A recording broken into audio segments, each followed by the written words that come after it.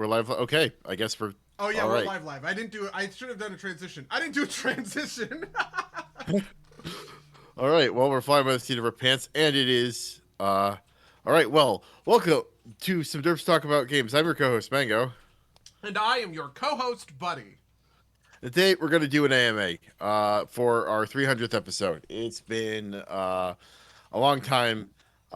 Anybody who is live in the chat is more than willing to, or is more than welcome to ask us questions there. But we have a bunch of questions that were apparently submitted to you, Buddy, over Discord. We've got a couple from the email. Um, my vote is that we do the email ones first because that's the official. Okay. Uh, all right. So the first episode 300 question from our good friend Akshay. He's got three of them. Um, One, is Blizzard salvageable? Oh man, that's a complicated question. Do you what? It What do you is. think? I'm actually interested in what you think. Um, so it depends on what you mean by salvageable, right? Like, it is it possible for Blizzard to move forward as a company that is successful in the gaming sphere? Um, I think the answer has to be yes, right? Like, I think based on name and goodwill alone, it will float on for a while before things forward. Based on the juggernaut that is WoW, right? Like, it will still Mm-hmm. be a profitable company. Um, will it ever be the Blizzard of, the golden age of Blizzard? I think the answer is no. And because we've talked about this on the podcast before, right? I think part of the thing that enabled Blizzard to be golden age Blizzard was like the lax culture that led to a lot of the problems that's having now, Yep. right? So will it ever be that Blizzard again? No, and that's probably a good thing. Or it's a good thing for the people that work at Blizzard, right? Maybe not. Maybe it will lead to worse games for us, but like, whatever. Will it continue to be a successful commercial company? I think so. I think it's got too much going for it. Um, Even if you ship a Theseus to everyone at Blizzard, I think Blizzard will continue on much in the same way that, like, I don't know, other things like that happen, if that makes sense. I think in a lot of ways Um, Blizzard has Ship of Theseus, right? Like all of the people that we would otherwise think of, right? All of those named names, Ben Brode, Chris Metzen, Jeff Kaplan, Mike Morheim, they've all left, right? At this point, where is the old guard of Blizzard or whatever? But I would also argue that is even kind of an incorrect framing in the first place, just because that's a natural thing that happens over time at any company. And so, like, I don't really think that there's anything special about it happening at Blizzard compared to it happening at, any other company where people are coming in and coming out all the time. yeah. Hmm. How much do I agree with that? Um, yeah, I mean, so that happens, but there's also kind of like a continuity of. So you know what? That's the thing, right? I think ultimately you're right, but it also hasn't happened to games because games is too young for it to like really be a real force, if that makes sense, Really? right? Like I mean, like I think it Microsoft is happens old. other places, right? It happens with, Call of Duty does this literally every year, right? And it's swapping back and forth between Treyarch and the other one, right? And nobody blinks an eye at that, right? Halo moved from Bungie to 343. I just think that, like, over time, it's pretty natural for these big franchise in the same way that, honestly, it's not even just about gaming and Blizzard, right? You can make the same argument about movies, right? Where it's like, Right. James Cameron makes the first two Terminator movies, he writes those or whatever, and then a bunch of more Terminator movies come out under different people because the power is in the IP and the people are fungible, right? And whether or not that all of those other Terminator movies are bad, I would agree with that, right?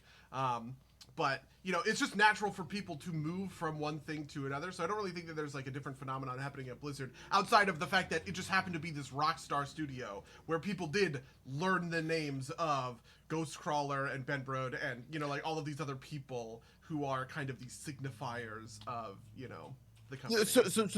so that's actually an interesting point, right? Like I think because games are such um they tend to be less authorial productions, right? Like, there are some, right? Like Hideo Yep. Kojima comes to mind as an auteur in the video game space, but because traditionally that mantle has been taken up by the studio, right? Like, you think of things as a Blizzard game or a Nintendo game, right?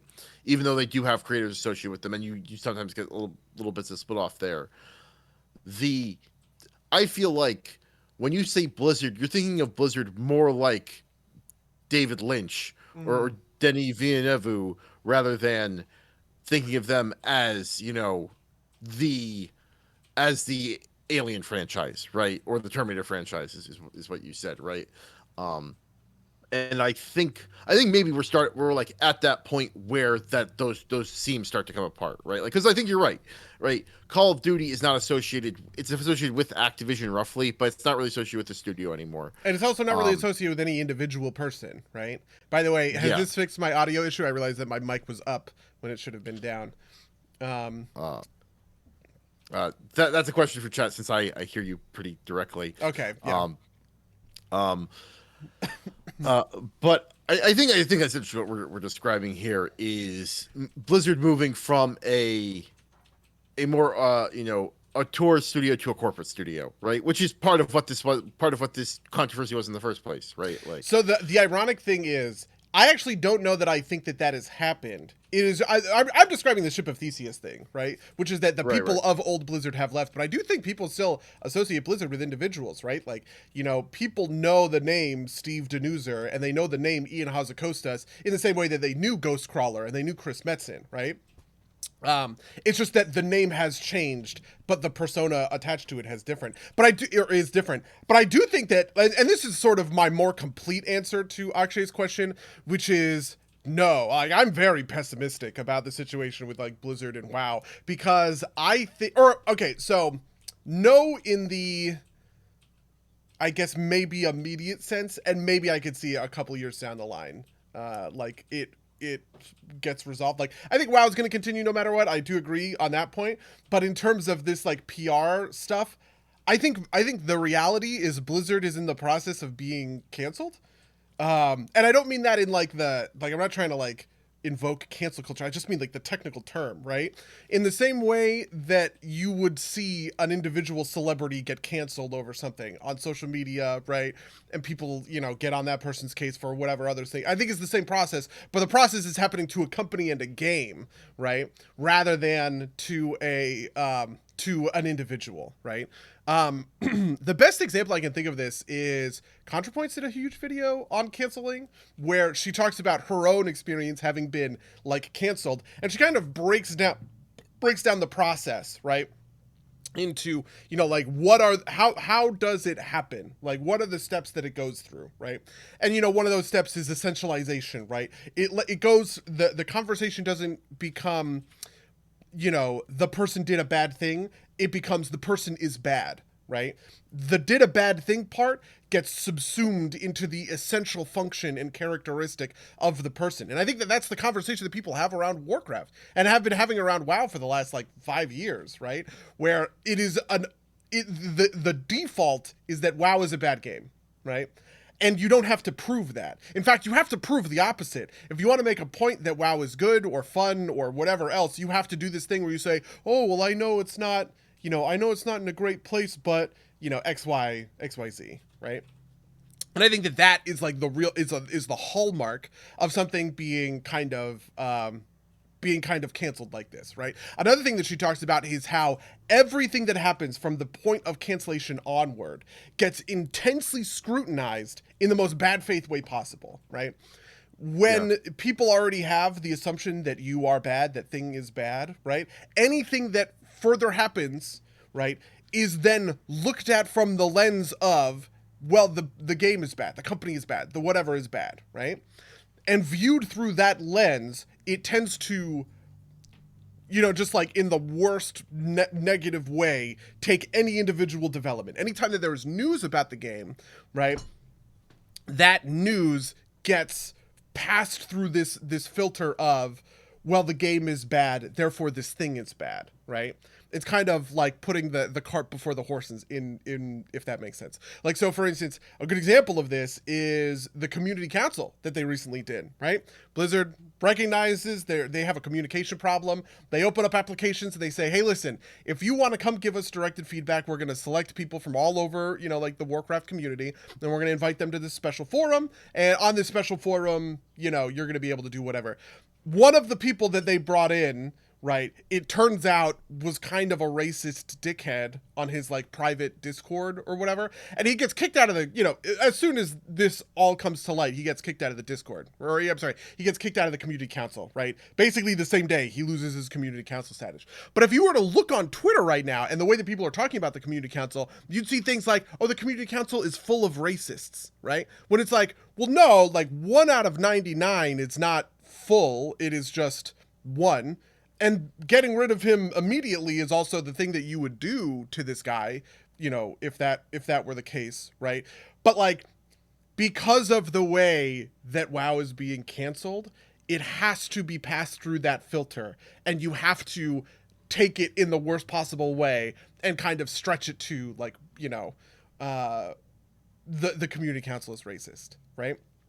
And then yeah, and then the third piece of this, I think, and this is probably the most damning piece, which is a little bit different, I guess, but it is simultaneously that WoW is getting canceled, and it is also a lolcow, right? Something that I think happened at a similar time at the end of Mists of Pandaria into Warlords of Draenor, right? Was WoW was a really bad game. I quit WoW. All of us played that time, and basically all of us quit because there's basically nothing to do, right? This is before Mythic Plus. There was basically just raid, and getting a consistent raid group was a pain, and all this other stuff, right? So tons of people quit. Huge exodus. This is in 2014, right?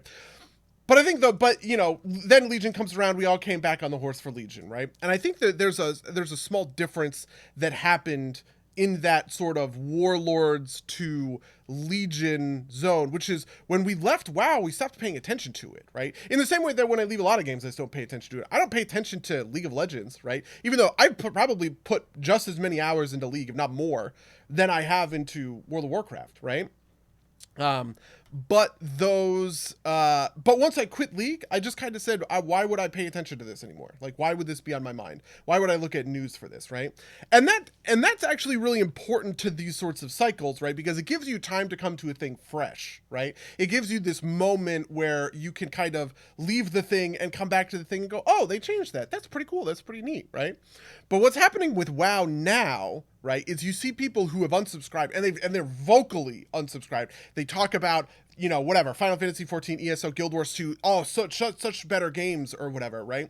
But then anytime that there is WoW news, they also comment on the WoW news, and they comment on the WoW news specifically to make fun of the WoW news, which I think that is unique, right? Because it never gives someone the space to look at something new to the game and come back to it and go, oh, wow, they changed that. That's cool, right? Because everything passes through this bad faith filter, right? And you have to make fun of the thing because, you've moved on or whatever. But like anytime it happens, that's news and you have to make fun of it, right? Something that happened on the Final Fantasy 14 subreddit the other day that I thought was incredible was someone posted a quote, and the quote was, "You've never seen, water like this before," right? And they showed a screenshot of an area in Final Fantasy 14 where you can stand on the water. And the point of that post was to make fun of the WoW 9.2 announcement video, right? Where one of the devs, as he's talking about the new zone, says you've never seen water like this before, because the point is that there is water that you just stand on, right? You don't sink into the water or swim, you stand on it. That's all he said, right? But that post got 6,000 upvotes in the Final Fantasy 14 subreddit, which doesn't even have anything to do with WoW, right? And it's referencing an esoteric joke from the WoW 9.2 announcement video. Like, I just feel like that is the principal case of WoW is a lolcow. We have to make fun of it constantly, and anytime that there is going to be news about the game, that news is going to be, passed through this filter of, we have to shit on it. Which is why I'm very pessimistic about, it's why I'm very pessimistic about this whole thing. I will say that I think that there is a chance that you can get an expansion reset. Like maybe if they announce what the new expansion is going to be and it is something that people have been asking for, that will move the, it will noticeably move the dial, right? People will say, I can't wait to get out of Shadowlands. Fuck Shadowlands. Shadowlands was the worst, right? And then we're going to move into whatever 10.0 and have a and have a good time. But I don't have a lot of faith in that either, because I think that the nature of game development is so slow relative to the discourse around it that it'll never be fast enough to catch up against bad faith kind of takes on this stuff, right? Commonly, this was something that we heard about Shadowlands coming from Battle for Azeroth, right? People didn't enjoy the Battle for Azeroth expansion. Shadowlands gets announced. It gets announced with a whole host of changes that people asked for, right? And then as soon as it's out, now there are new, different problems to focus on, and all of the problems that are fixed are gone. Nobody talks about like how Shadowlands fixed gear, right? And made it so that most gear is, if it's an eye level upgrade, it's just going to be an upgrade for you. Most of the secondary stats are in parity, right? So you never get in this weird situation, which I got into all the time in Legion and BFA, where like if the thing doesn't have haste or mastery on it, it's just a completely garbage piece of gear. They got rid of all of the Titan forging and corruptions and all that stuff, right? Just to make whatever dropped off the boss, that is the gear, right? And as soon as you got it, you got the best possible version of that gear. All of these things were things that people have been asking for years, right? But as soon as it comes out with Shadowlands, it falls away, right? So when you do something right, you don't get any credit for it if you're Blizzard. If you do something wrong, you get destroyed for it constantly. And at a certain point, over the course of the patches, over the course of the expansions, I'm sure that whatever the new expansion is, people will find a new reason to complain about it and the changes that got made, and that will be in this cycle all over again. So there you go. That's my incredibly pessimistic point of view. Yeah, so I think that's mostly correct. I think that there's like some things there that like, I think on the whole your analysis is correct. I might quibble with some individual points, right? Like I think that some of the stuff you're identifying with the Shadowlands, like desired changes are like reversions to the means you don't get credit for things that were good before you made them bad type of deal. But I think like I said, I think on the whole your analysis is correct. I think like kind of like I also wonder how much of this is, Blizzard could make good games moving forward, and the discourse around them will just be poisoned, even if that doesn't really matter, right? Like, the discourse around Activision has been poisoned for a long time, outside, even outside of the sexual harassment stuff, right? Just like Activision is a shit company, and everybody shits on Call of Duty. Call of Duty still sells like millions of copies every year, right? Like, regardless of how how much like the gamer haute couture shits on it, Yep. it sells like like hotcakes, as does Madden, which weirdly like the sports gamers are like a weird clave that like Oh yeah, doesn't like interact with FIFA normal, and Madden are actually like incredibly. Yeah, I get that 100%. and they're incredibly toxic monetarily, right? Like they have like the worst one, but no one cares because like real gamers don't play sports games. Oh yeah, it's right? like how Roblox is a company that is 9 times bigger than Ubisoft, twice as big as EA, and uses the most like basically the most toxic like monetization and all of that stuff, and specifically targeting kids 12 or younger, but nobody talks about fucking Roblox, right? Yeah. We have to talk about this stuff. Yeah, I think that's true. I do think that WoW is in a unique place. People care about this stuff in a way in the WoW community that I do not see in anything else. Actually, I once made this point on I just wanted to see, like, I was talking with somebody on like the Warcraft subreddit about this, where they were talking about how important it is, right? And I do agree that the stuff happening at Activision is important. But the point that he was making was like, it's our job as consumers, to kind of be, the bricks in the wall that prevent this stuff from happening, and we have to stand firm or whatever. And I just kind of thought about that for a second. I was like, I don't know how true I think that is, right? And I feel like most consumers don't agree with that point of view. And so what I did was I just looked around at the different like Activision subreddits that aren't related to like Warcraft, Hearthstone, Blizzard stuff, right? And nobody was talking about any of this stuff, right? This was on the day that I think the Bobby Kotick article from the Wall Street Journal came out, right? And I do think it was on the Call of Duty subreddit, but it got like 11 upvotes. And it's just like, they don't care. They do not care about it. But it seems like the Warcraft community, the Blizzard communities really do care about this stuff. So maybe that's room for it being different. But I also sort of generally think that, you know, the reality is these games are bigger than people give them credit for, and no one really takes into account that level of scale. So I do have the feeling that this will all be fine in a monetary sense, even in a discourse sense. I think it's going to be awful. Yeah, no. So I might agree with you about WoW, just because like WoW might already be on the WoW probably already is on the downslope, right? Mm. Like, and I think there's not a lot you can do to recover from that. Um, but like Diablo 4 might blow shit out of the water, Yeah. right? Like whenever that comes out. Overwatch 2, although I think that's got its own separate problems. I don't know. People But love like, for something happened that I think was NDA'd or whatever. But I saw all of these Overwatch creators talking the other day because I think they got a special presentation for like Overwatch in 2022 or something like that. And so there's theoretically good stuff coming for Overwatch. Who knows?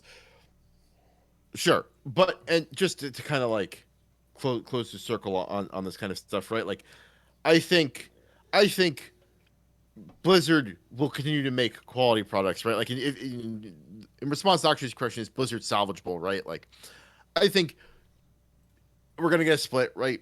Blizzard itself is going to be fine monetarily. Maybe it won't be the kind of like gem that it was for a long time. I Sure. also think a lot of the people who theoretically are like half canceled as part of this action will come through the fire, make a new studio, and do something with it, right? Like the people that were like I don't know. The thing that comes to mind is that Louis C.K. just released a new special. It's apparently very good. I haven't listened to it yet, because it's like independently distributed through his website, right? Yep. And I feel like you know like first of all of the like legendary Blizzard staff are at best tenuously connected to this. Like no one has like people have been like Mike Morhaime knew and didn't do anything, but that's like not like Mike Morhaime assaulted someone, right? Yep. I think that's the type of thing that'll fall away, and like maybe in 4 years we'll have both Diablo 4 and the game from Mike Morhaime's new studio, and most of everything will have been forgotten by then.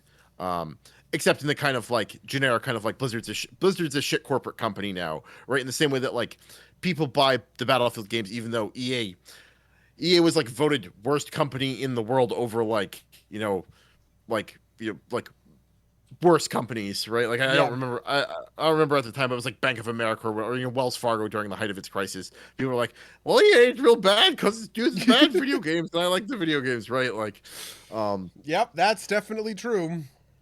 Yeah, yeah. something So I once said was nobody cares if a pedophile slices their bread, and it's not because they don't care about their money going to pedophiles. It's because they don't care about bread. You know what I mean? yeah, Like I don't give a fuck who. I don't know where my bread comes from. The whole interaction is I want the thing. I'm gonna pay $3 for it, and I'm gonna put it in my cart with all this other food and move on with my life, right? But because people, the I don't want to say obsession, but like the attention that goes towards these things is so high, right? And people do get really into these as like a hobby, right? yeah. It heightens that feeling. What definitely. I do think there is one other possibility which I'm also pessimistic on. I don't think this will happen, but I think it could legitimately change things if it does, which is if Activision Blizzard legitimately unionizes. I don't think that's going to happen. I don't think that's really in the cards. But I think maybe in a world where they actually unionize, that would legitimately change things, like on a perception level, and people would go, "Oh, they fixed it," right? I don't think that that's the default way that people approach these things. I think people always want to sort of not have tangible goals, and they want to have sort of like a nebulous, we need to do better, right? So no matter what strides get met or changed according to this process, right?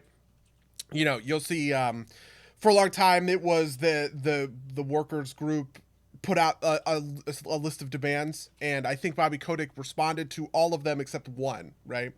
And the context of that was not, wow, this was a huge victory, right? Which relatively speaking, it is, given the way that these scandals have played out at other companies, right? Riot just ignored Right. this shit. Ubisoft also just ignored this shit twice, actually, 2 times. And and so it's actually kind of unique that Bobby Kotick even addressed and implemented changes along these sorts of lines, right? You know, that is a kind of step forward that we hadn't really seen in any of these other sorts of companies and any of these other scandals. But that wasn't the conversation, right? Because nobody wants it to. That just feels weird. You don't want to praise Bobby Kotick, right? So what you do is you say, Right. well, it's a good first step, but we have a long way to go, right? And I think that kind of puts this damper on everything. And I get the sense that even if they were to unionize, which I think is the end goal, right? If you were to put it in my hands, if I were God and I could say, how do I fix this problem? I would just, boom, Activision Union. There we go, right? Which obviously has all this other follow-on stuff, but just, you know, even, Yeah. and I assume for most of the people on Twitter or whatever, right, Reddit, right, people would have a similar thought process along these sorts of lines, right? If you're the kind of person who's ripping Bobby Kotick, you probably think an Activision Union is a good thing. But I have a feeling that even if it were to happen, people would just say, this is a good first step, but we have a long way to go. Yeah. No, and I also wonder how, like, just because, like, even, let's take out of the equation whether, like the kind of individual merits of unionization or not. But I think that, like, the way that looks to, like, in terms of the economic driving force, right? Like, maybe everything turns out okay, but I also feel like that there's a chance that investors at large decide that this is not a thing that they want to put their money in anymore, and that pushes things in the wrong direction economically, Yep. right? Like, and maybe that, I don't know. We'll see. Um, I don't know. I also just kind of doubt it's gonna happen, mostly because, we did a whole podcast where I explained why I don't think that developers, like, unionization benefits, coders, Mm-hmm. programmers specifically. um and I just think that holds, right? Like, I think that it's that people would leave for like normal industry. um I also don't think that I just don't think that there's enough uptake there. There might be, right? But I also, like, I don't know, like, um there's like weird pseudo union movements other places in the industry that are, like, not really unions, but they're kind of like people taking up social causes, which feels like more this is what this kind of wants to be, even though it's ostensibly a labor union on its face. Yeah. Like, just because it's intertwined with the culture war stuff so much. So I don't know. I don't know. We'll see how that goes. I also I don't have enough kind of insight to talk about Yeah, that. so half an Than hour you. later, the moral of this story, Akshay, is that I'm incredibly pessimistic about Yeah. all of this. I don't think it's getting better anytime soon. But I'm happy to be proven wrong about that, right? Yeah, yeah. You know. Well, what was his next question? What IP do you wish had a video game or a modern game that doesn't? Um, Huge. or a modern game. I think he means, like, if, like, it had a game but not, or it had a game in the past but didn't have, like, a modern iteration.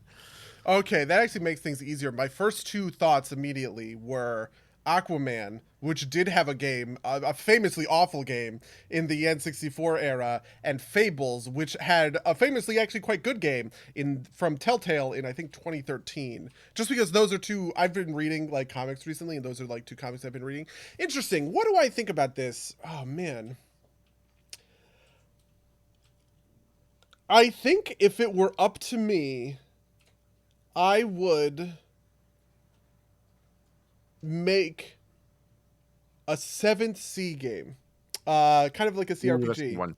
A seventh That's Sea a good one. CRPG, yeah, is what I would do. I think Seventh Sea is honestly one of my favorite IPs that I have ever sort of discovered, right? So many IPs are just kind of there, right? And it feels like they have been a part of my life for the longest time. Spider-Man, Batman, you know, whatever, right?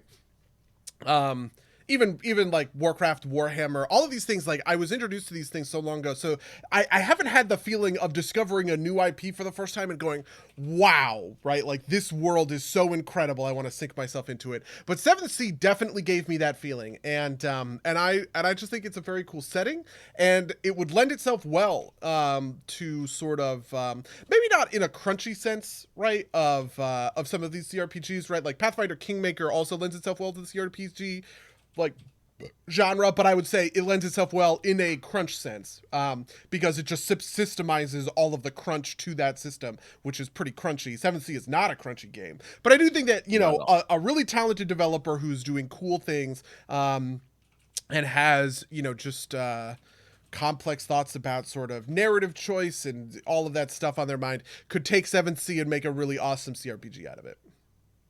That makes sense. I think I agree with that. I agree with that 100%.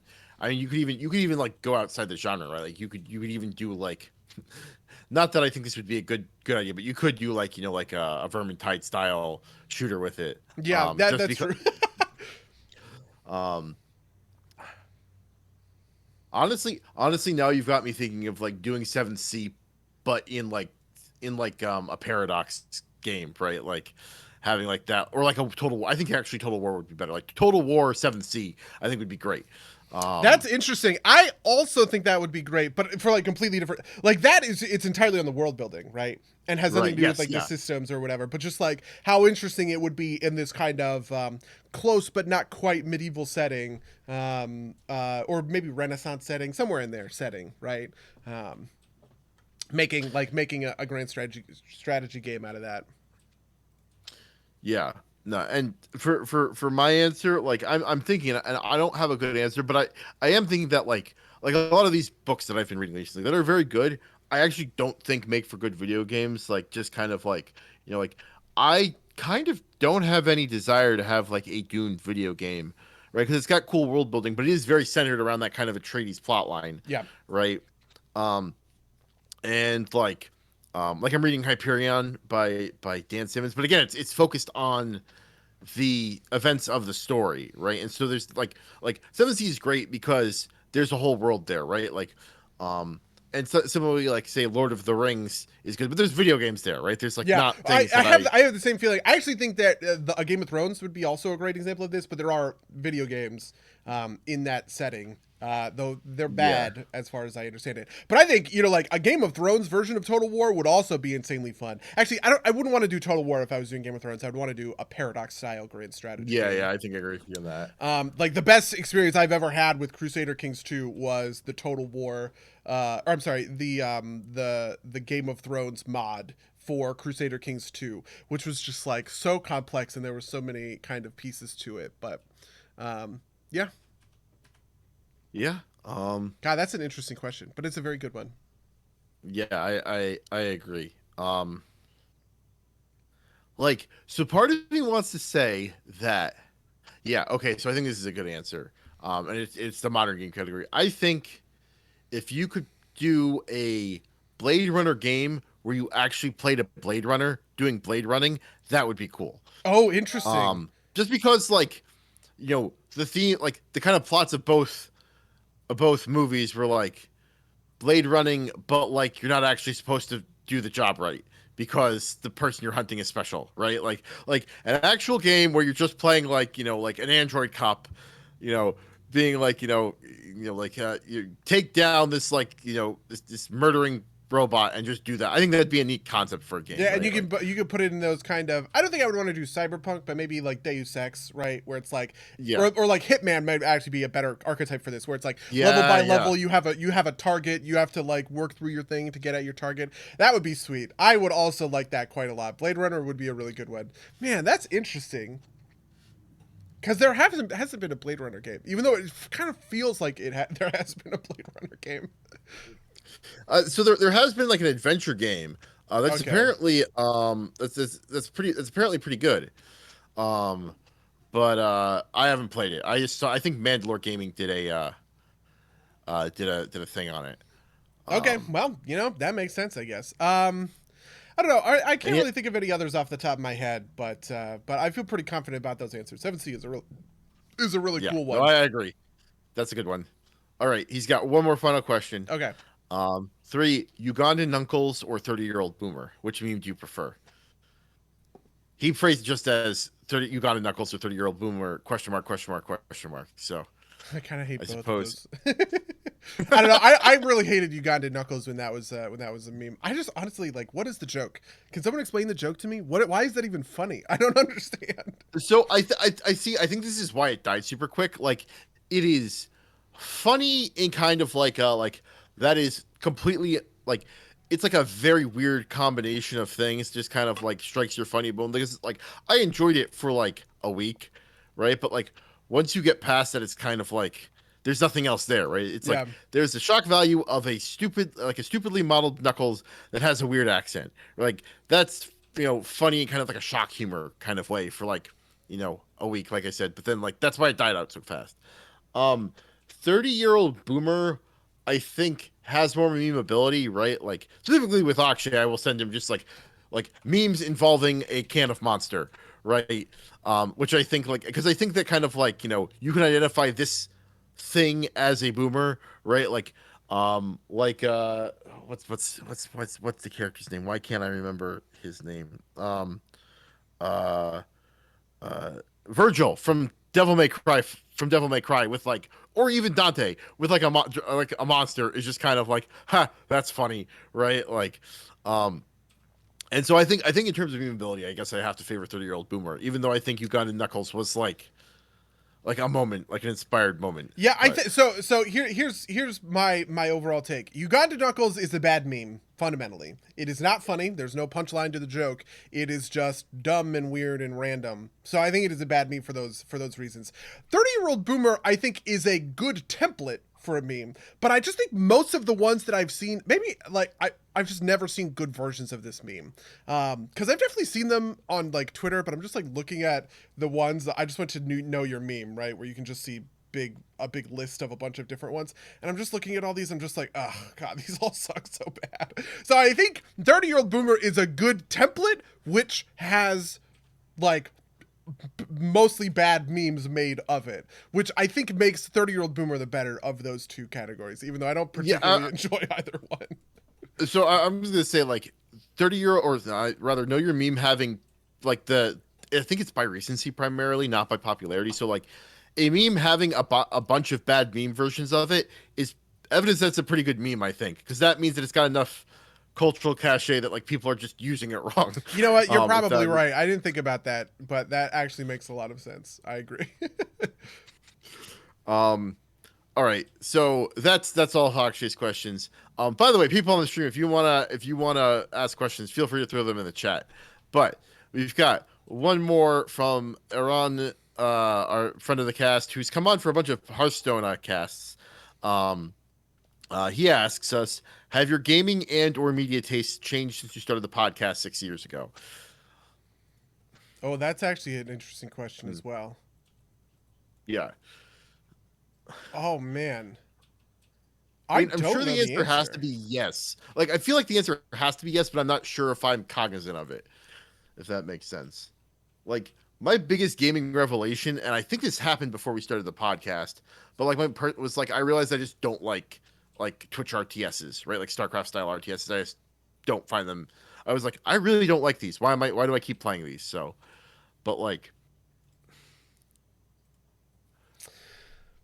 I don't You know. know, I I do do. think my attention span has gotten worse, and it has made it harder for me to play certain kinds of games that want you. I think this is part of why I bounce off of Cyberpunk a little bit more than I would have expected. Right, that's a genre that I feel like should be second nature to me. Right, I've always loved those sorts of open world kind of games. Right.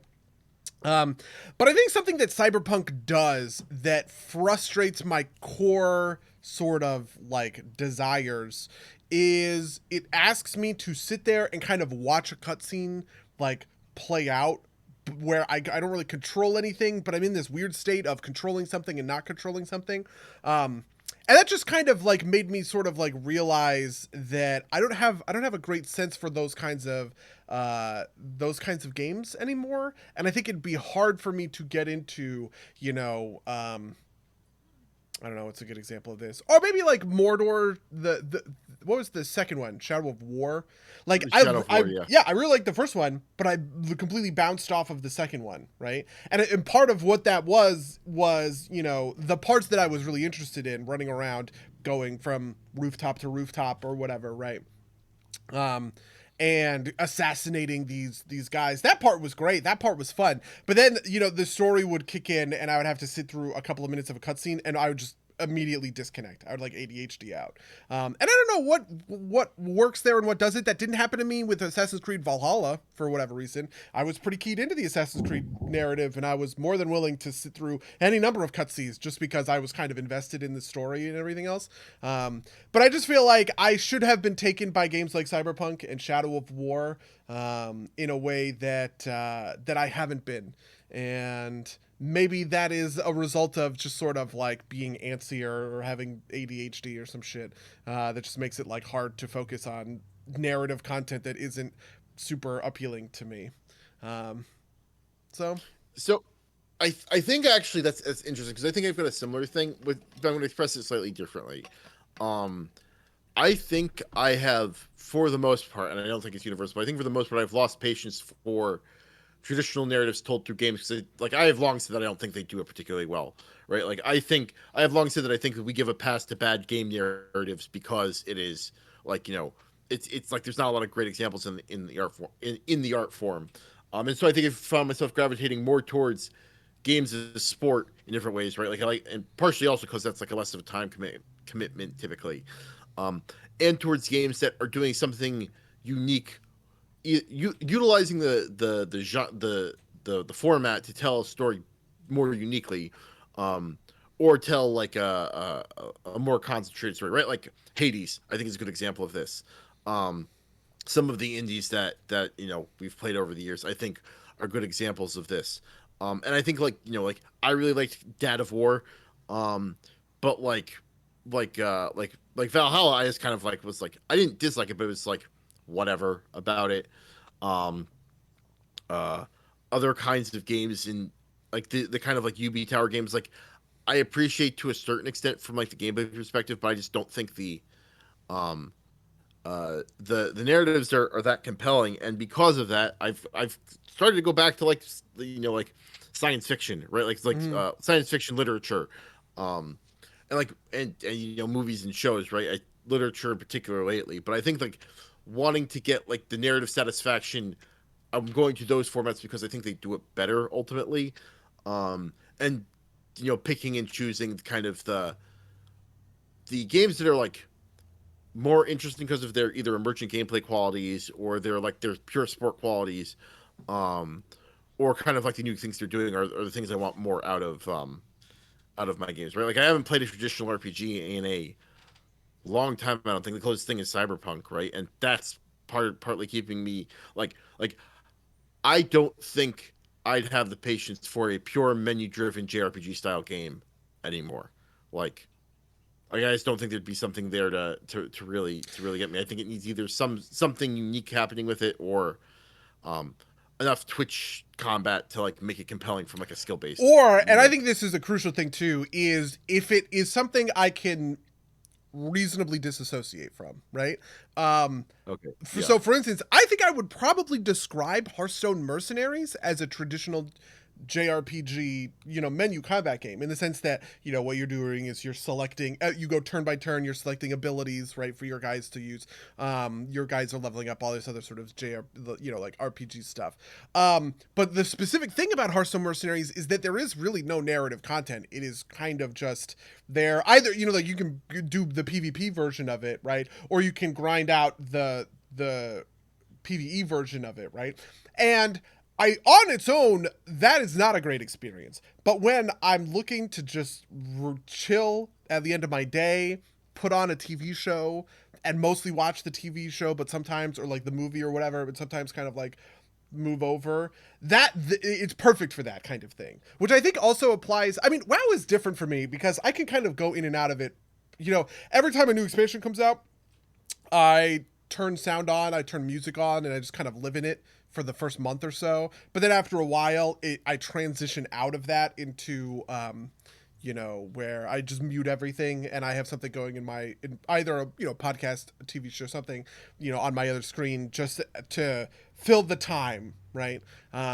So maybe that's unique, maybe that's different, but mostly I feel like there are those sorts of games that I can either watch with something else, or I can either do with something else as a way to kind of keep my fingers busy, which is fun, or the only way I can really get into it as its own thing is if I get kind of sucked into it on a kind of gameplay or like a gameplay narrative level. Really, Valhalla is the unique one here because it's the one that got me both on like a gameplay and a narrative level, and I was on board for kind of both of those. But most of the time, I just kind of like washed off them. And then sometimes it's just the raw gameplay thing, right? Like when I was playing.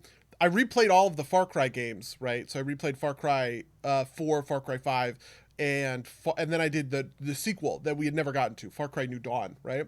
Far Cry New Dawn is actually a really great, fun game, and it's because there's like basically no narrative to it. There's like a little bit of narrative, you always give a little bit pass for this, right? A 30-minute intro kind of thing, set up the world or whatever. But then it's mostly just go around, clear outposts, kill towers, do whatever, right? And that stuff is the most fun part of a Far Cry game. And so it's kind of like it's a game that got out of its own way, right? And realized, hey, you know what is the best part of this? The best part is where you go clear an outpost. And what you can do now is you can clear a whole outpost, but then you can do a thing where you can give the outpost back. So you kill everybody in the outpost, you loot a bunch of currency or whatever, but you don't occupy the outpost, right? And what happens is higher level guys come and populate the outpost. And now it's almost like it's almost like a Mythic Plus dungeon or something, right? Because it scales up. There are more guards, there are more traps, there are more alarms that you have to disable, right? And you already did that the first time, so you know where some of this stuff is, but now you have to react to the new stuff. And you can do that 4 different times at any individual outpost. Like, that's perfect. That's all I want out of a game a lot of the time, right? Total War is also like this, right? Just like on a raw gameplay level, it is engrossing to play, Stellaris, Total War, any of these kinds of really crunchy grand strategy games, just because even Humankind, right? Like just the mechanics are so complicated that you can't help but have to get sort of submerged in them, which I think is I don't know, I just think that's interesting, and a kind of complex interaction of where I'm at. When it comes to other stuff, by the way, I guess this talks about other things besides just games. I find myself having less and less patience for high anxiety movies and television, which is to say something like, The Sopranos, even Breaking Bad and Better Call Saul. Right now it's Succession for me. I watched the first season of Succession, but I just kind of realized that like it was a little too sweaty for me to watch. And I went back and I started watching I think it was American Dad, just like some easy show, right? That doesn't it has laughs, it's not challenging. There's no anxiety. There's no cliffhangers involved. Succession is weird. I don't project onto the characters, but I'm not projecting onto these characters and worrying about them, right? In the way that they're going forward. That's a very new thing. Since like the pandemic, I've felt that way. When it comes to, specifically TV. Interesting. Yeah. All right. Well, that's all of our email questions. Did you wanna read out the ones you got from the Discord that you were I sending me? cannot really do that while streaming because of how All right. the thing I works. will happily do it then. All right. Some of these are a little trolly, but that's fine. From Draco Ape. If 2 guys were on the moon and one of them killed the other with a rock, would that be fucked up or what? I think this. So I don't know. Do I answer this like a real question? I think this is asking a moral question, right? Like an ethical question. Yeah.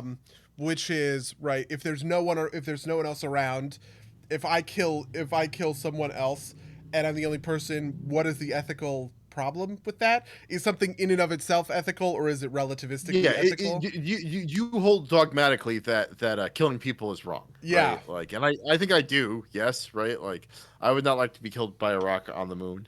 I mean, was the guy asking for it? Did he have it coming? Right? Like, So like, I have to imagine if you ask a question like this, right? Like you have to imagine that this is all other variables like held irrelevant, Yeah, yeah, right? Like yeah. That's true.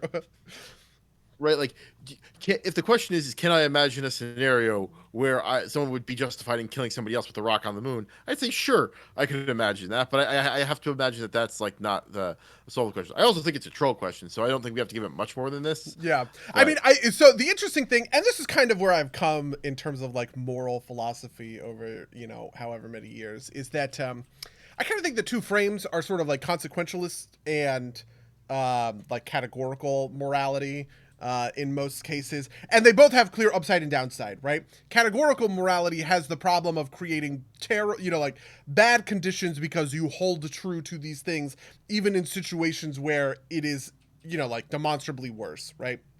right, So an easy example of this might be, under a categorically moral system, you would not kill a person who does some terrible heinous thing that ruins the whole world or like ruins a bunch of people, right? right, And that's in a certain way that's the downside, and that's kind of the fucked up thing. The consequentialist fucked up thing is, you have the ends justifies the means problem, where you can kind of get away with doing really heinous fucked up shit as long as it has a pretty good result, right? As long as the thing works out okay, all the stuff that happened before that is sort of forgiven under a consequentialist mindset.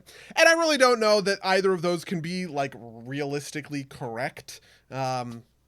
In a fundamental frame, I think the categorical mindset would say killing the guy on the moon doesn't it's not good, right? It's bad. It breaks the rule, therefore it's bad, right? No matter what the consequences are. Whereas the consequentialist mindset would say, who cares? It doesn't matter. Doesn't matter. I don't know. Who cares kind of thing. In general, I always think of myself as a consequentialist, but I really don't yeah. know. I don't think anyone's really truly one way or the other. Yeah, exactly. Um, No one is so much of a consequentialist that they're willing to kill 10,000 people to whatever, right? Like, it's very rare that you will find someone willing to do the truly fucked up, kind of what if right. scenario that a They also philosopher make would for possess. they also make for like great villains, right? Because Yeah. like you like I did the math, right? Like this is Thanos and like Ozymandias, Yep. right? Like Absolutely. um, Yeah, I mean, but even the character, like even well, actually, so I do think that that's true, but I also think that there is something to villains who are inflexible, which is like the sort of categorical perspective, right? So, for instance, someone who like some villain, right, who holds a moral value that is categorically that is wrong, Magneto is probably the best example of this, right? He legitimately thinks mutant kind is there to replace humanity, and that humans are, evolutionary dullards who can be killed or enslaved or whatever else, right? And that is his inflexible position, and oh, you know in what? Yeah, environmentalists are also like like a poison ivy or something like this. Is yeah, seen yeah, as yeah, something right. So I do think that there is villain representation among both of those. Though I do think in general there is a lot of like for the greater good in modern media today.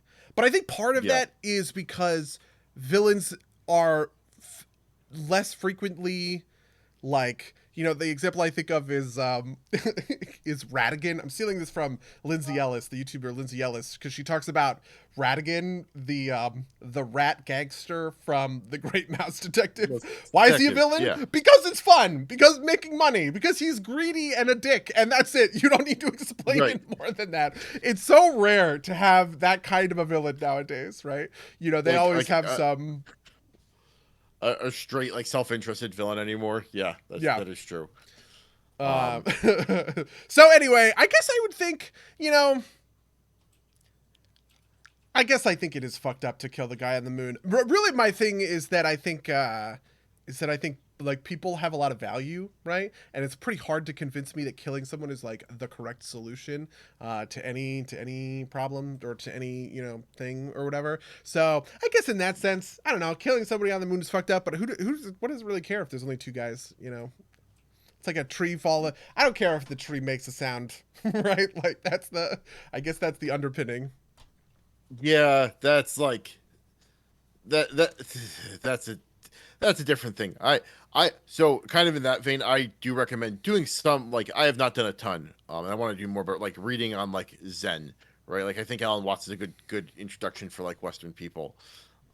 It's because like it kind of like get kind of helps you understand the root of some of those questions more, right? Like I understand, like the old joke. It's like the Buddha, or was the Dalai Lama goes to New York to a hot dog vendor and says, "Make me one with everything," right? Like that joke is funny on like an elementary level because it's kind of like that's the thing that Dalai Lama says, right? But like when you understand kind of like the philosophical underpinning, it's also funny because like it's dumb, right? But like it's I don't know. I think everybody could do a little bit more reading of like different world philosophies if you haven't Yep. been exposed to I them. love Alan Watts. Alan Watts has this one thing where uh, um, he talks about dreaming, right? And people living in a dream, right? And if you were Right. to live in a dream with all, like, and you could do anything you want, you would live an infinite number of different lives, but kind of settle back in on this one or whatever. Doing a terrible job of this or whatever. But there's actually a song that pops up. By Akira the Don Oh my God, on is that right? Watts. It's on Watts Wave 4, I believe. Yeah. Okay. Yeah. He Yeah. has Because that it is a common thing to be set to sort of like a lo-fi like right. beat or whatever, and it's just like honestly kind of trippy and awesome. Like, Like I said, whichever one. I'm pretty sure it's 4. I love that Watts Wave album like so much. Akira the Don does a bunch of kind of like people speaking over lo-fi beats, and I go back and forth on these different albums. Like I didn't like Watts Wave 5 nearly as much. And he also does like he does like he is famous for also doing like Jocko Willink and like Jordan Peterson albums in the same kind of vein. But he's got a bunch of stuff in there. He you also know, makes a lot of music. He puts out a ton of music, like so much so that I had to unfollow him on Spotify so that my release radars weren't just like Akira the Don track lists. what's interesting is I actually think this is not who I am referencing. Just like Really? look, yeah, because I searched it on my playlist because I know it's on the my show playlist somewhere or whatever, and I searched it on there and it's not on there, and I was like, what the fuck? So I guess there's more than one, right? Yeah, probably. I mean, I think also sometimes he shows up under like he like tags them as co-authors, right? So maybe if you tag it as Alan Watts, you'll find it. But like, I think the most famous one is definitely Watts Wave 4. But and if you haven't listened to it, I recommend it, buddy. So go take a listen. Recommendation for everybody at home as well. Um, all right, next question from Draco Ape. This one's a little bit more serious. If you could pick a modernish game to get a demake, remade for a lower powered system, what would you choose? Oh, I loved this question as soon as I read it, and I've been thinking about it nonstop. I have a bunch of different answers, but so the first one that like immediately came to mind is I would be really interested to see a version of something like um I'd be really interested to see a version of something like Mordor Shadow of War or the like any of these like the Assassin's Creed games, right? Or any of these kinds of open world RPGs like through the lens of the old Pokemon, Zelda, 2D Game Boy sort of RPG format, right? Where you kind of, you walk into a dungeon, you have to do all this other kind of stuff. I just think that that's like a really neat thought experiment. I don't have anything more complicated than that, but I just love the idea of doing, Dragon Age, Mass Effect, right? Whatever, right? In which are modern RPGs in a 20, 30-year old sort of RPG format. That was the thing that I was immediately like, that's really interesting. What would you do if you had to make a game in the same genre, but with wildly different genre conventions? But I also have a million other instances. What is something that came to mind for you? Well, the thing that immediately comes to mind is similarly, but instead of like the top down, is the sideways like Metroidvania style for those types of games. So I think that's the other thing that like makes sense in that context, right? Like that you can go, that you want to essentially kind of capture that open world feel, and the two ways to do that are either a top-down RPG or a side-scrolling Metroidvania style game. Um, I don't know if I have like a really like because like a lot of the games I like are like demakeable in a way that like doesn't really change a lot of their content, right? Like you could make, you know, Crusader Kings the same game but with like worse graphics, right? And I don't think that Yeah. really fulfills the spirit of the And I think that question. those would really suffer from being demade, right? Whereas, like, I think it's, you know, an interesting sort of thing to demake a game like Dragon Age on, you know, like on a Game Boy. I don't think it would be that interesting to demake. You know, I've played Civilization 1 and 2, and they suck comparatively because having more complicated systems because you have more CPU, you know, like the Yeah. processing power makes a big difference, I guess is what I'm saying.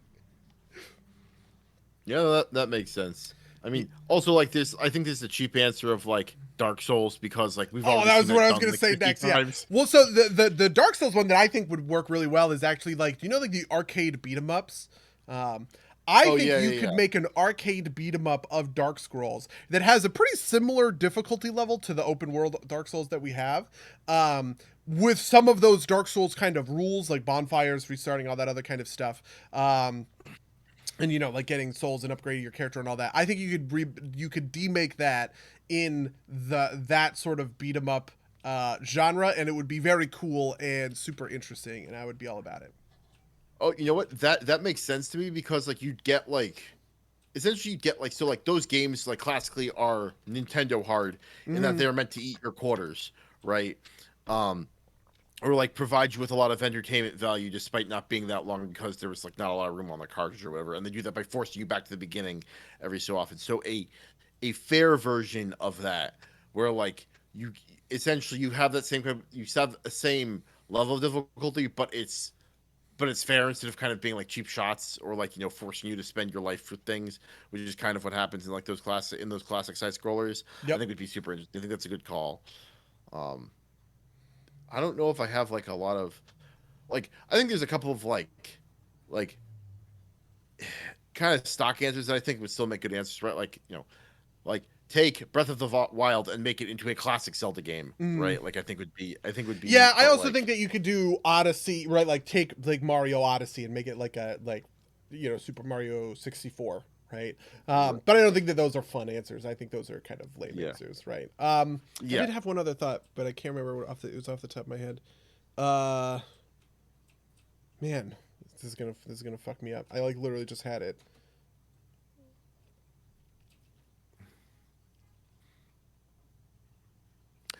I would be interested in like taking something like so I imagine doing something like taking like a Total War Warhammer and turning it kind of into like a Heroes of Might and Magic style game. As I don't know if that counts quite as a remake because you've got modern iterations of the Heroes of Might and Magic style, but like where because you can't do like the real time strategy really well, you're like that turns into like a turn based thing for the battle systems and like making I don't know maybe I'm just taking you know Total War and turning it into just like a straight turn based game, but I feel like there's like some room there for like a more open kind of like battlefield, but not quite. But like in meet, I don't know. That was just Yeah, kind I of mean, like a it's thing that weird popped that in my Total head. War has been around for a long time. Honestly, I remember thinking about this when Total War Rome was out, the first one, right? Right. And just being absolutely flabbergasted that this was like the possibilities of a game like that, right? And now, you know, like that's like quaint compared to what Warhammer can offer you, Right. like the size of that campaign map, all the different factions and everything. But yeah, like that's definitely one that kind of gets my brain tickling, I guess. Oh, the other one that I was thinking about would be imagine a space game. So No Man's Sky kind of does this, right? You know, it has these like space mechanics. You're blowing up guys, you're attacking or whatever, right? Imagine one of these kinds of space games, right? Like Star Wars Rogue Squadron, which is an N64 game, I know. But just as another example, kind of like a joystick, you know, dogfighty kind of game.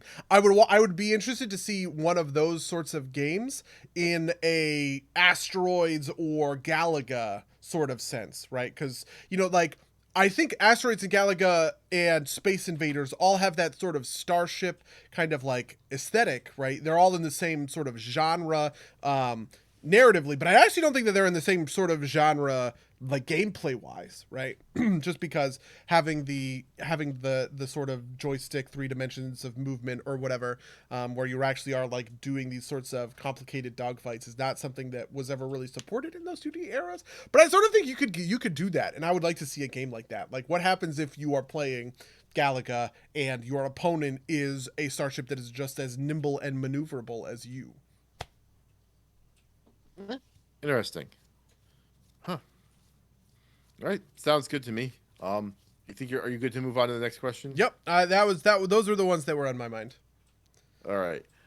All right. This is from Norcho. What kind of sandwich is Geralt the Witcher if he were a sandwich?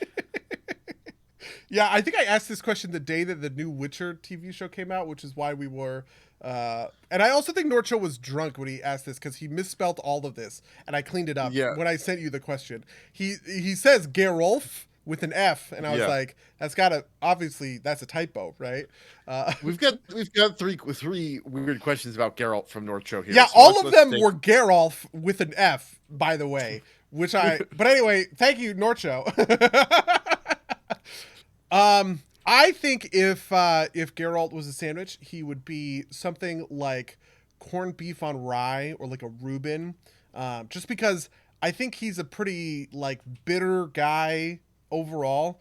You can tell I thought a lot about this. He's a pretty bitter guy overall, and I think that those two tastes are maybe the closest the sandwich world gets to that kind of, to that kind of like bitter, salty, right? Like as the core taste of the sandwich. I think you could also make an argument that anything with like weird condiments would also count here, like horseradish, right? Like people do horseradish mayo on stuff or whatever. But I feel like, That's not weird.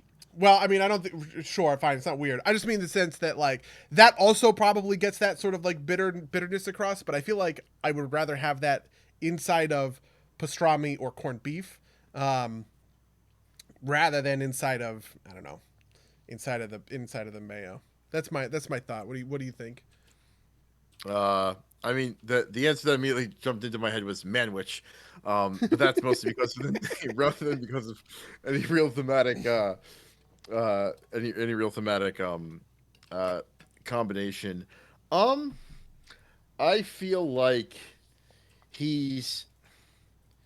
Yeah, I don't really have like a great answer. I think you're right in kind of like your general setting too, right? Like I think like something that you've captured there too with like the corned beef on rye type thing is you kind of get like a vague Eastern Europe style thing, which is obviously a big influence on Geralt. Like part of me just wants to be like, kibasi and sauerkraut on like a roll or something, right? Oh my Like god, yeah. but that's mostly just kind of like tying into the Eastern European roots.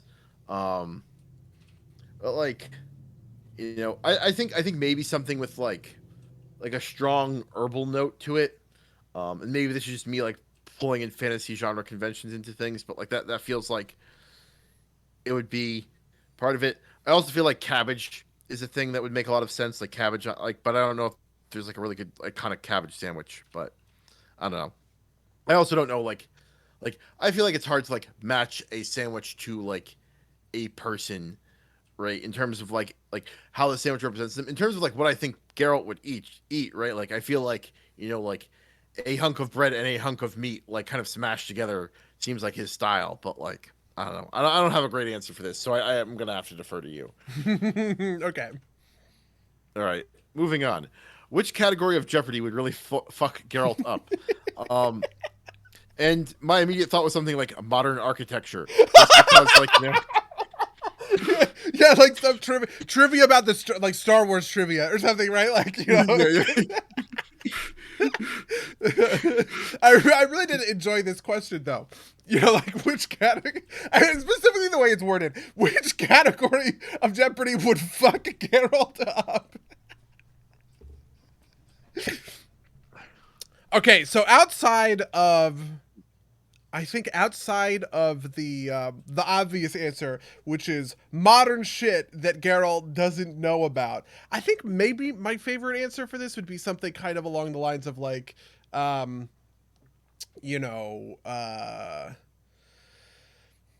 like Yeah. like the day-to-day life of a farmer or something like that. You know what I mean? Just like something in Geralt's life that he is not, you know, part and parcel Okay. to, because he is fundamentally a witcher running around killing monsters, right? And so, yeah, you probably would not understand the fundamentals of crop rotation if you're a Geralt, that kind of thing. Yeah, yeah. So if the frame is, this is like Witcher World Jeopardy, Yeah. where like, Alex Trebek is like, like a appropriate period peasant, and that all makes sense. What would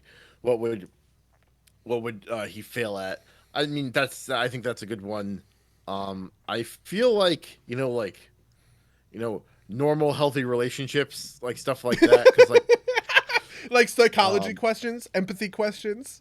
yeah, yeah, like, Or like like maybe I think like what are the most popular ballads or like songs in taverns in, you know, whatever Witcherland is he called. might know that though, right? Yeah, Because that's like true. I guess he one does hang out at one taverns. he hangs out there a lot, and he's got Dandelion, right? Yeah. Although maybe he offloads all that information to Dandelion. Yeah. Uh.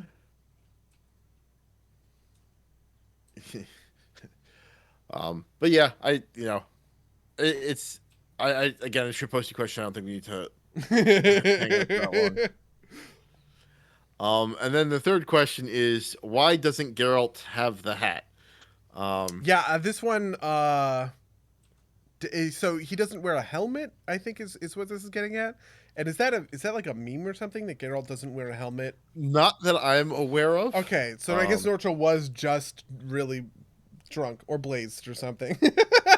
yeah, I mean, it's not even like I don't think he has like a hat in the game that like would be missing from the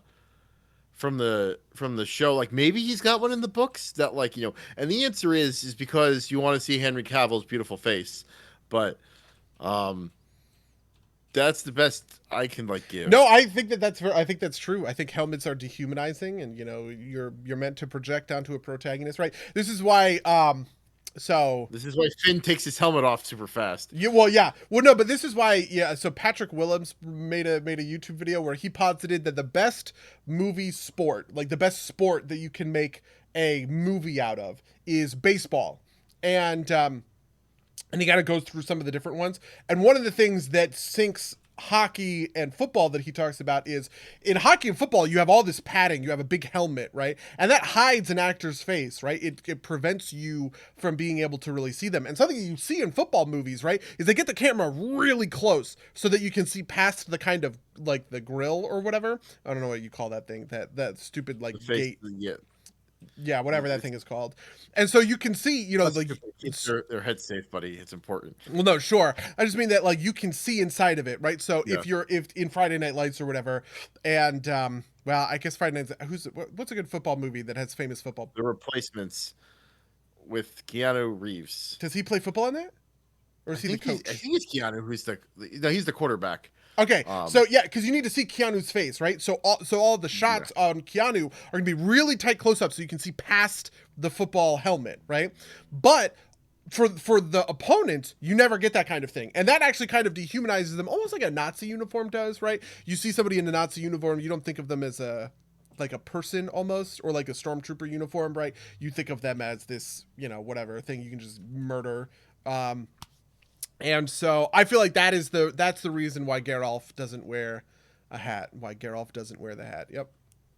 all right. We did All it. right, We moving answered on. 3 trolley questions insanely seriously. All right. In a similar vein, from Vel, why do they call it oven when you in the cold food and out hot eat the food? Which So first of all, just to my very good friend Val, what the fuck?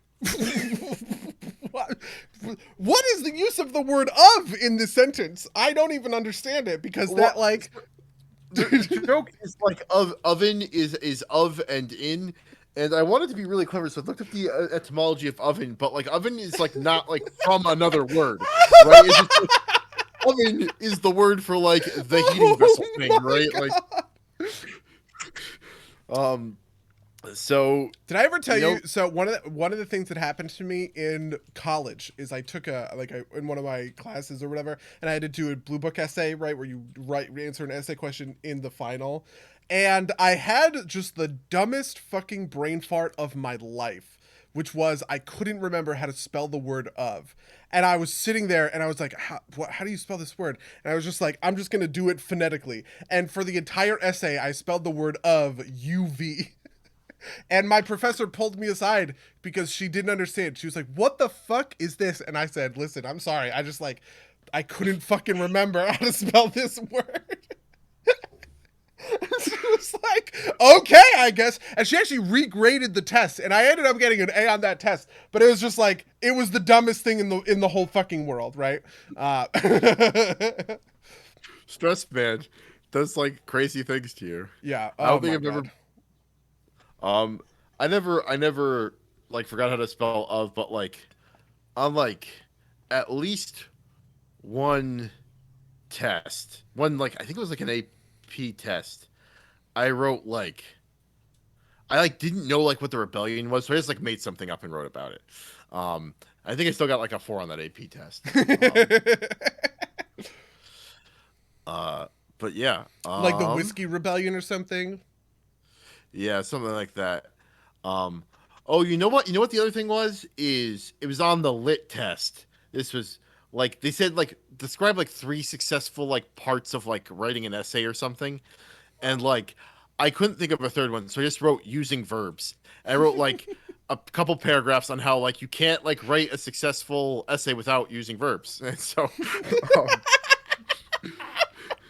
Honestly, true. You know, my yeah, grandfather would agree with you. My grandfather was a newspaper editor, and he really liked to edit my essays when I was in high school. He would always want me to send him an email with my essays, and he would turn them back. He was also a college professor, but he would turn them back. He would cross out whole things, and his thing was the verb is the engine of the sentence, right? And what people do commonly is they take a bad verb, they take a weak verb, and they kind of spruce it up with an adverb, right? Where they say, you know, such and such happened, you know, like XYZ, Buddy said loudly, right? Said is a weak verb in that, right? But you get description by adding an adverb on it, so you add loudly onto it. And his thing was, no. What you do is you just cut the verb and you find a better verb for that. So it's, you know, XYZ, Buddy exclaims, Buddy shouts, Buddy whatever, you know, like that right. kind of thing.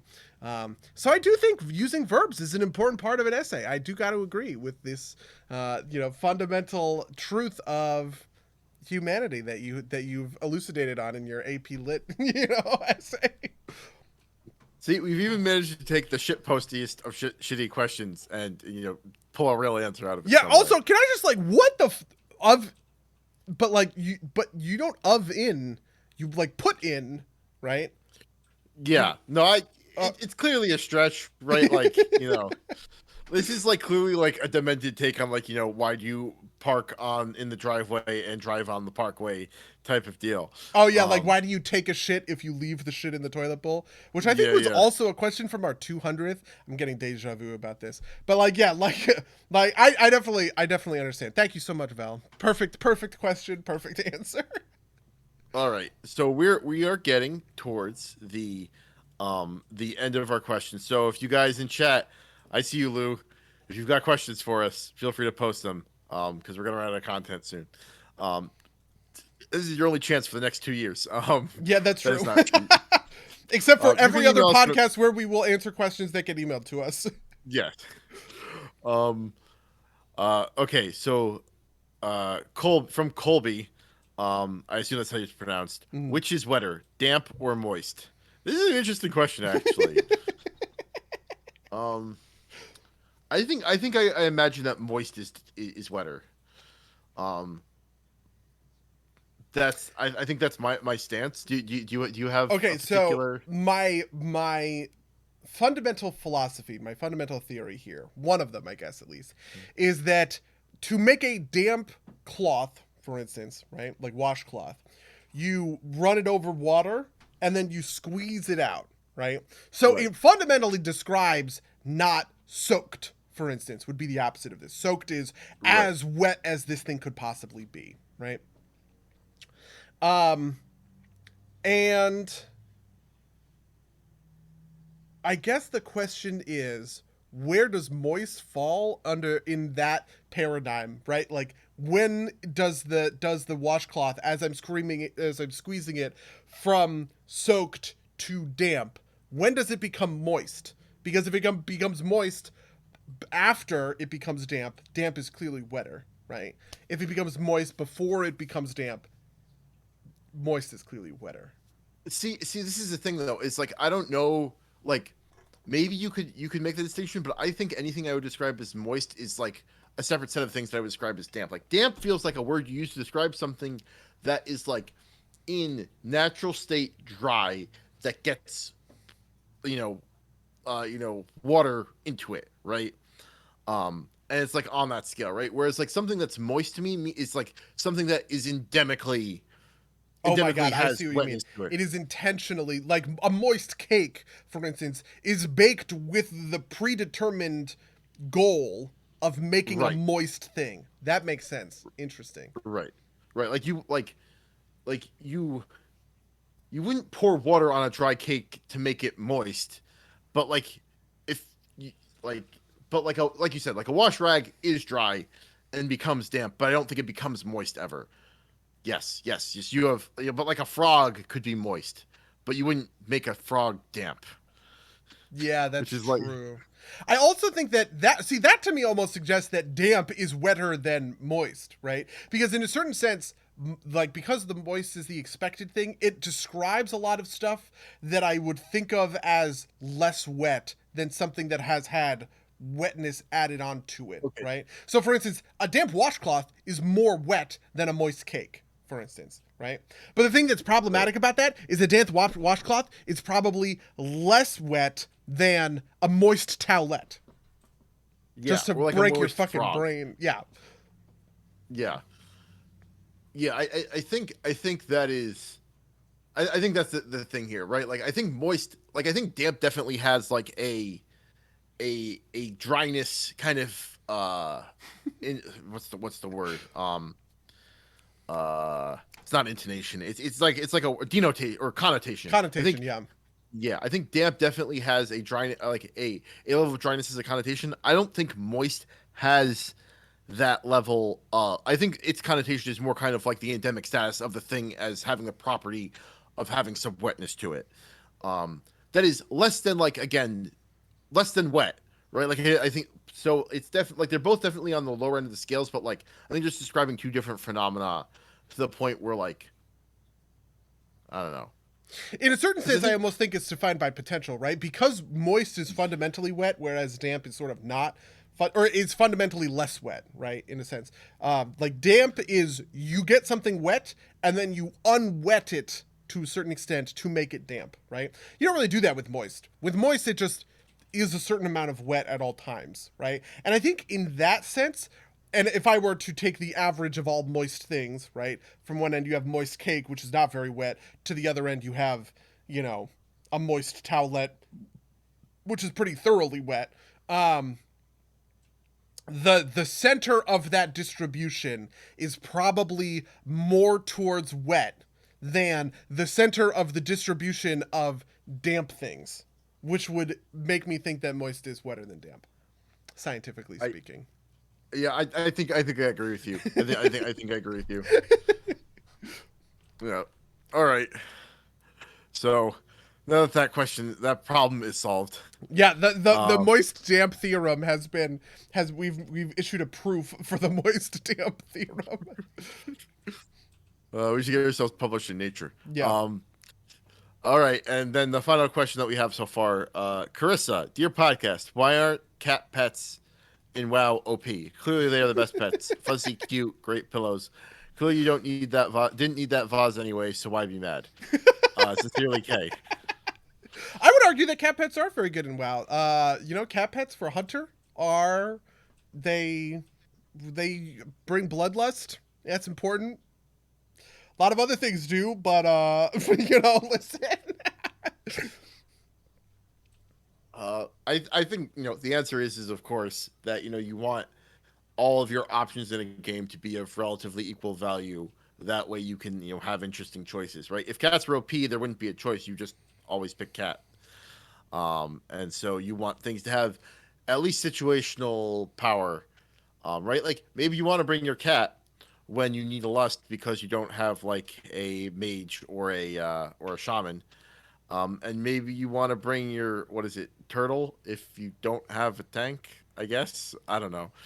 Yeah, I mean, in What the what? open world, I typically use, right, like, so on my hunter, I have a bear who is an open world, uh, like, he tanks for me as I shoot him with my gun for my hunter. Um, Is that bear and, named Bear Dash N? what? Bear Oh no! Oh Bear. my god! Oh, I get it! Oh my god! No, that bear is named Tarhide. He's a black bear. Because my hunter is Maznar Cliffgrove, the mountaineer of Casmodan, um, and so he has a black bear named Tarhide. And so in the open world he uses Tarhide, but in most grouped content I don't have a pet out with him because that's for marksman hunters you don't have to have a pet. If you take off your pet, you just get a flat damage increase. So in most grouped content they don't use a pet. Except for when they need to use a lust because they just pull the lust out. They pull a lust pet out of the stable and then they click the button and then they get rid of the pet after the fight or whatever. So do you when not like beast master, I guess pets or hunters, like hunters that aren't bringing a lust pet or I guess like a situational pet. What pets are they typically bringing? Like That's interesting. So for beast mastery, I'm pretty sure you're supposed to use exotic pets because exotic pets are better. Beast mastery can tame shit that other uh hunter specs can't tame. They can tame devil sores. They can tame core hounds. They can tame spirit beasts, right? They can tame rhinos, right? Like a bunch of different animals that, like, if I'm a marksman or a survival hunter, I can't tame those kinds of pets. Survival is interesting though, because survival you have to have a pet at all times. So I guess if you were a survival hunter, you could have a cat pet. That makes sense. okay, Lou in the yeah, chat says, depending on the content, to my knowledge, like using spirit beats is a thing at all times, or it's using a thing at times. Because the cleanse thingy, that yeah, so because all of the pets have a like a different ability, right? And sometimes the ability matters in a minor way. Like you can get a like a dispel, like a magic dispel. So you just hit the thing and your pet dispels the thing. You can get a soothe on a pet. You can get a variety of different like utility out of a pet. It's all pretty minor stuff, right? But yeah, I think cats, it is a stealth. Like cats, you can tell them to stealth and they will stealth. So maybe that's not super utility. Oh, you can also tell them to run fast. So if that's a utility, I don't fucking know. interesting. All right, well, um, that is the last question we got, at least that I'm aware of. Let me check the email real quick if any have come in. No. So, does anybody in the chat have any questions for us? We're almost at like our normal time, so I won't feel too bad if we let it fall Okay, here off. I'll let you off the hook with a little bit of pressure. So think of your question, but I am also going to ask a question of Mango because I will I will give you time to think of your cool, amazing question that's going to blow all of our minds. No pressure. Okay, so what's a good question for Mango? What's a good question for Mango? Well, I was thinking, I could ask you a question since we didn't get to do it last week, which is how was your week? Um, I figured we could fill a little time with that if we wanted to do that. Oh, that actually is also a good question. Though I haven't been doing anything like super interesting. The big thing that happened to me this weekend is I got the booster shot and it fucked me up for 2 days. I actually Hey, woke it up fucked me like up for a day yeah, last I week. woke Yeah. up like maybe 2 or 3 hours ago. I got up, my alarm went off for work, and I texted my producer. I was like, I'm taking the day off. I can't do this. Then I woke up at 2 p.m.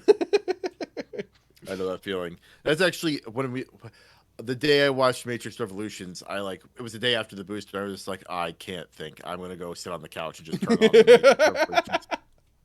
um, Um, but yeah, so I mean, mostly I've been playing like mostly I've been playing like WoW and Hearthstone, right? Like the normal main stage. There's a part of me that wants to like I'm in this weird position where I want to not play these games. I want to play something else because I know 9.2 is coming, right? And I know that I don't want to burn myself out, but for some reason it's just the only thing I want to play. It's like I'm just like in that incredibly addicted mode, where touching other stuff is not gratifying. It just makes me want to like go back to playing WoW, which is neat because the Mage Tower is out, Legion Mythic Plus is out, which gives you some stuff to gives you some new stuff to do. My new thing is I have been farming the different Covenant appearances across different characters because I decided that one of my goals over the course of the expansion is to try and get as many of those appearances as possible. Something that I always try and do in any expansion is I try and maximize the content itself, because like what'll happen sometimes is you'll go, oh, I wish I had whatever, like this mount or whatever, and I never want to go back and do the mount when I just one shot everything, right? Like that's not fun, right? So I always try and collect that stuff and get at that stuff while the expansion is current. And right now that's just like going through each of the covenants with different characters to get all of the armor appearances. So, there's that. I did cool. Kill Sylvanas the other day with Patrick's Guild, which was gratifying. Like they were pushing for AOTC, and I have gotten that fight down like real to an intense degree. I had a 94% parse just because like the different like cooldown timings and everything else, like it's just like it's there, it's in my brain, and I can't like unthink it at this point. There's a lot of stuff about like the second platform and where I want to use pots and where I want to use cooldowns and everything that I think is really interesting and compelling about the Sylvanas fight. So that's fun and that's cool. But that's basically my week. What have you been up to? Yeah, I'm actually curious. Do you think Wombo will get AOTC? Yeah. At this point, there was a while where I did not think we had the numbers. I just looked at the numbers and I said, "There's no way we meet these damage checks before getting into Sylvanas, right?" And I think I told you, I was like, I don't see a world where we do this without Dave, without Jade, without like people who are intensely geared outside of heroic raid, right? Something about the raid is that there are a lot of people who don't do stuff outside of raid, so their gear, right? Exactly, right. But like the gear is kind of capped at, and I think right. that makes it a little bit harder, all things considered, because like when I'm walking in at item level 248, right, versus and by the way, I want to be clear, I'm not calling anybody out for this. I'm just talking the raw numbers involved, right? Versus somebody like Sarian, who really only logs into raid, and he's item level, 235, 237, whatever his item level is or whatever. Obviously there's a gap in just sort of like potential damage that happens there. And I was pretty worried, all things considered, that we were not going to be able to make the Sylvanas damage check just because like we were going to hit the enrage timer because we just didn't have the damage to take care of it. But that mostly came down to me misunderstanding the fundamentals of the fight and the way damage uptime works in the third phase. The damage check is more forgiving than I thought, basically. Just because, like, in the first and second phases, you are... there's a lot of other stuff going on. In the first phase, you have arrows, you're dodging a lot of stuff. You have to run out, kill an arrow, run back in, right? That pulls a lot of uptime off of the boss. The second phase, obviously, there's only the 245-second damage phases, which has the hard cap, right? Where you can't get her below 74%, 75%, whatever the number is. But the third phase doesn't really have all that much of that, right? There is movement involved, and there's times where you have to back away from the boss, you can't do damage or whatever. That stuff sucks or whatever. But you just in general have way more uptime on the boss throughout phase 3, which is about twice as much time as phase 1. and you don't have to, and you have to do, about 10% more damage, which is still a lot, but it gives you a lot of leeway. So I do think that Wabba will get AOTC. Like, I would not be surprised if we got AOTC tomorrow, just because really I think it's a matter of getting the mechanics down with these globs that are coming down on the different platforms, and the Dispels and the Banshee's Furies and things. Once we get that mechanic down, I'm pretty sure Sylvanas will be dead. That makes sense. Yeah, no, we were pretty close before. Personally, I'm a little bit worried that my traveling computer will not be able to keep up, but we'll see. Hopefully, I believe in your traveling computer. I do really want to get the Sylvanas AOTC is interesting because Sylvanas has gear that I care about, which was not true of basically any other boss I've ever done for AOTC before. I didn't care about Denathrius's gear. I didn't really care about gear for N'Zoth and his Shara. So, but Sylvanas has this one trinket that is just like insanely good called Old Warrior Soul, which is a strength trinket. And I really want that trinket. That trinket's fucking amazing, right? Which is just like an interesting interaction that I'm not sort of used to, which is, looking at a boss and saying, I want to kill this more than just for AOTC. I want to kill this for the gear that is involved. yeah, fair enough. All right. You asked me, so I will answer on my end. I've mostly been playing Halo, both the campaign and the multiplayer. I think you would enjoy the campaign, but only to a point, just because like it's got that like UB Tower kind of design, but there's like not a lot of improvement to be had. There's a little bit of upgrades to happen, um, but I've been having fun with it. But I'm pretty sure I will finish it out quickly and just be like done with it. Um, the multiplayer is fun, just like raw Halo fun. The other thing I've been doing a bit of is like I mentioned earlier, I'm listening to Dan Simmons's Hyperion, which is kind of like it was written in 1989. It's like a science fictiony Chaucer or Canterbury Tales. That's the one. It's like seven people on a pilgrimage to Hyperion is the name of this planet. Um, they're traveling across it, and as they're traveling to this like holy site, they're recounting why they are where they are. Some of it's been incredibly moving, and I've been very much enjoying it. It's sucked me in. I would highly recommend it. Um, uh, the other big thing the other thing, it's not really a big thing that's been taking a lot of my time is I've been watching my way through 30 Rock, which has been entertaining in a number of different ways. I've talked about like the different people. It's like 10 years ago where different people were at, um, with different things. One of the most amusing things to me though is like Jack Donaghy being like less of a piece of shit than Alec Baldwin at this point, given kind of Wait, you think Alec Baldwin is a piece of shit? and I'm mostly because of like his refusal to take any responsibility for the gun accident that Okay. happened. Yeah, to be clear, Um, I'm not judging you for that. I'm just and the drama. The drama is, I think yeah, people no, were, yeah. I mean, the gun thing I thought was interesting. I think people misunderstand how movie sets work because I definitely understand how that kind of accident could happen.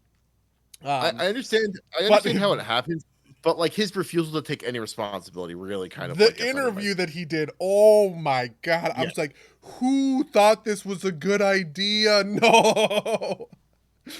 I mean, it's also probably bad for him legally. Like there's like some stuff there, but um,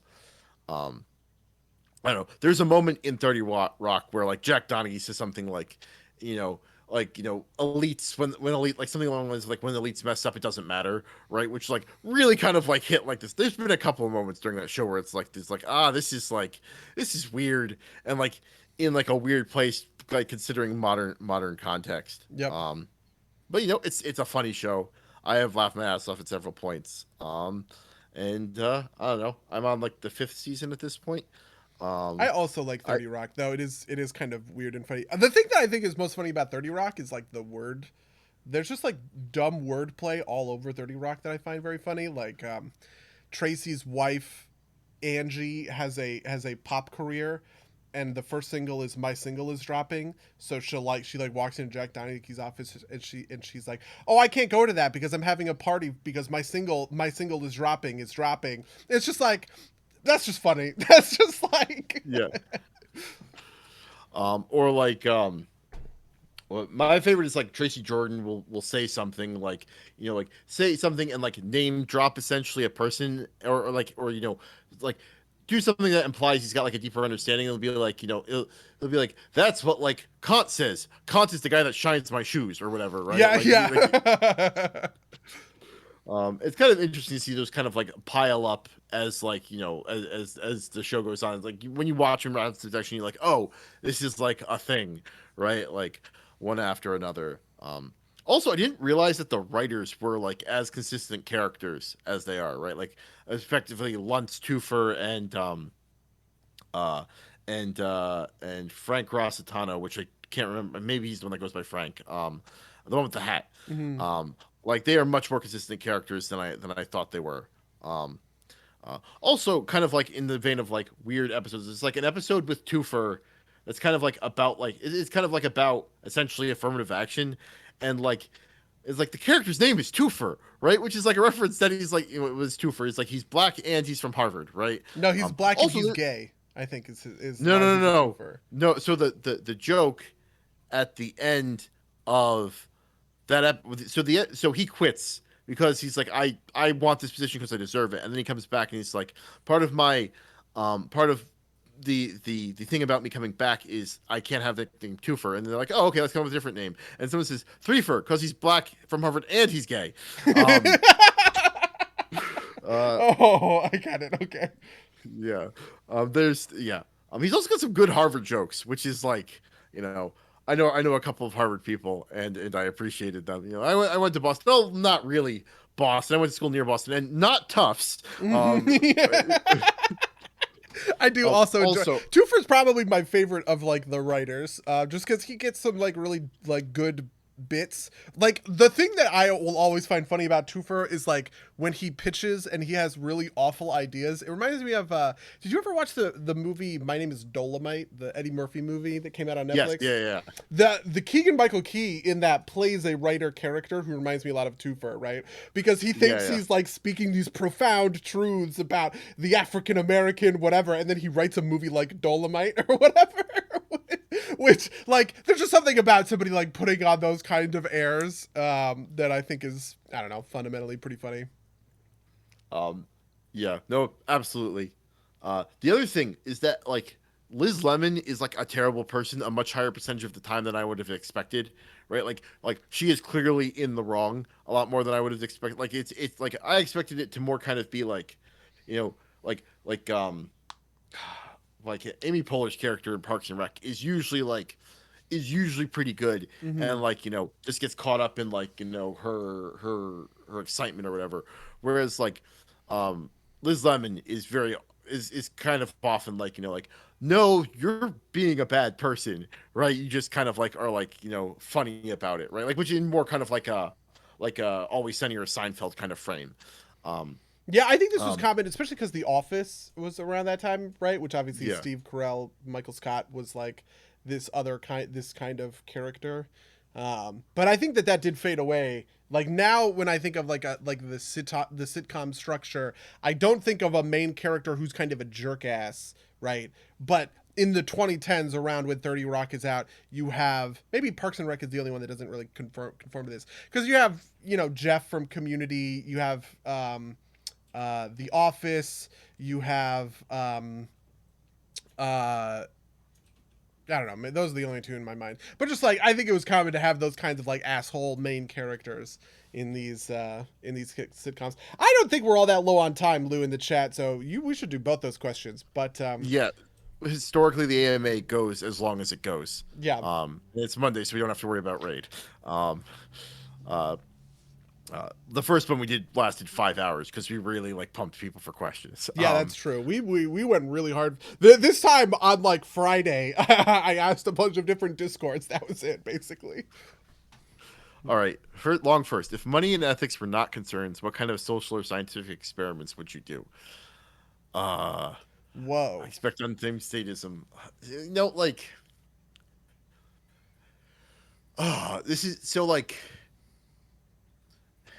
So this is a tough question because like if ethics weren't a concern, right? Like there's like my personal ethics that would get in the way of a lot of this, right? Like, like Oh, really? sure, right? Like, like I would like, you Doesn't know, that go against the spirit of the question? I feel like your personal ethics are part of ethics, right? uh, is it though? Because otherwise it's kind of like there's no like it's just kind of like what can you think up of that would be easier to solve if we could just like throw unlimited bodies and money at it, right? Yeah, Like that's kind of sure, where I'm at. My first thought is I would systematically kill and cook every possible thing. I just want to find what is the best tasting thing, and I would murder is that an tigers. experiment I though? would kill people. Yeah, well, obviously, right? You're experimenting to see what tastes the best, right? And it But would like, be multiple versions of each, right? Because you would have to do things in different ways, right? Like, are barbecue lion ribs better than barbecue pork ribs?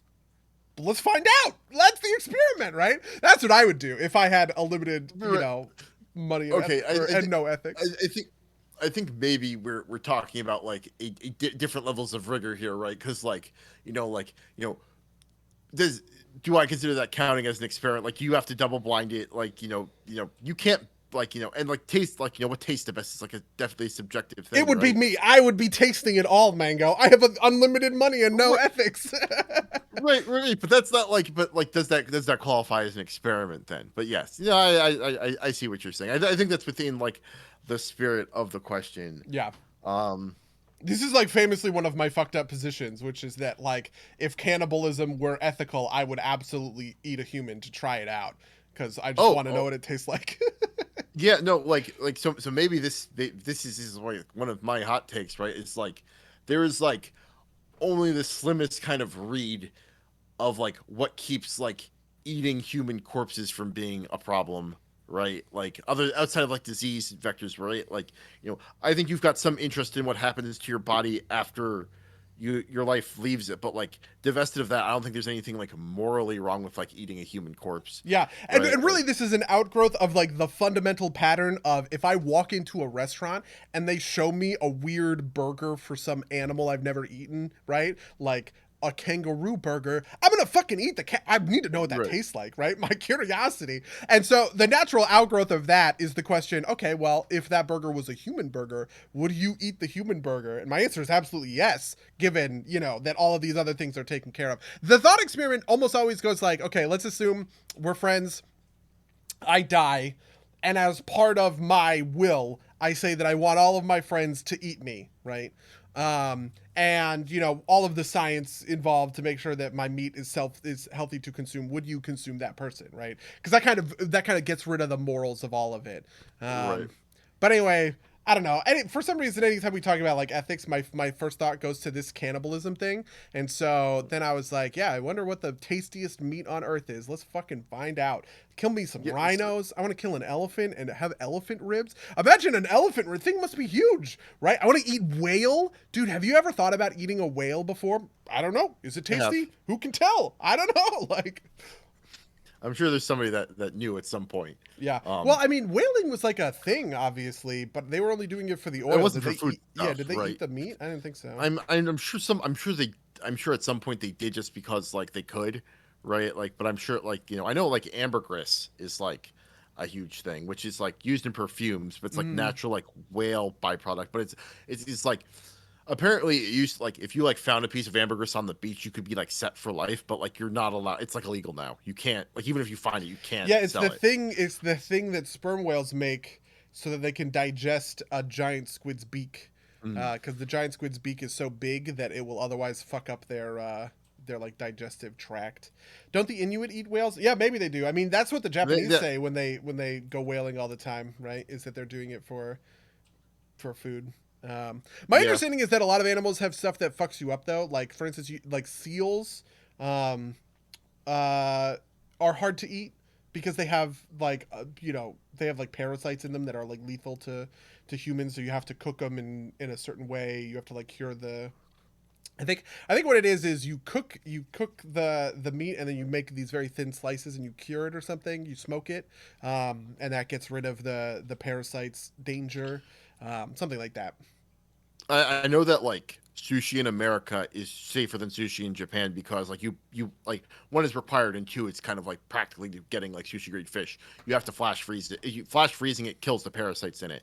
Whereas like if you actually get fresh sushi, there's a decent chance there's like parasites in it that like will be alive when they Oh get yeah, in you. that's a big thing with bears. Like if you go hunting and you kill a bear, bears have these parasites, and the way that the bears have a special muscle reflex to it, where they smush the parasite into this like little cocoon of, you know, of just muscle and sinew and stuff, right?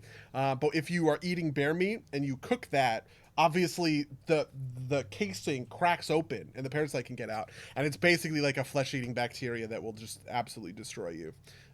So don't eat bears, I guess, is the moral of that story.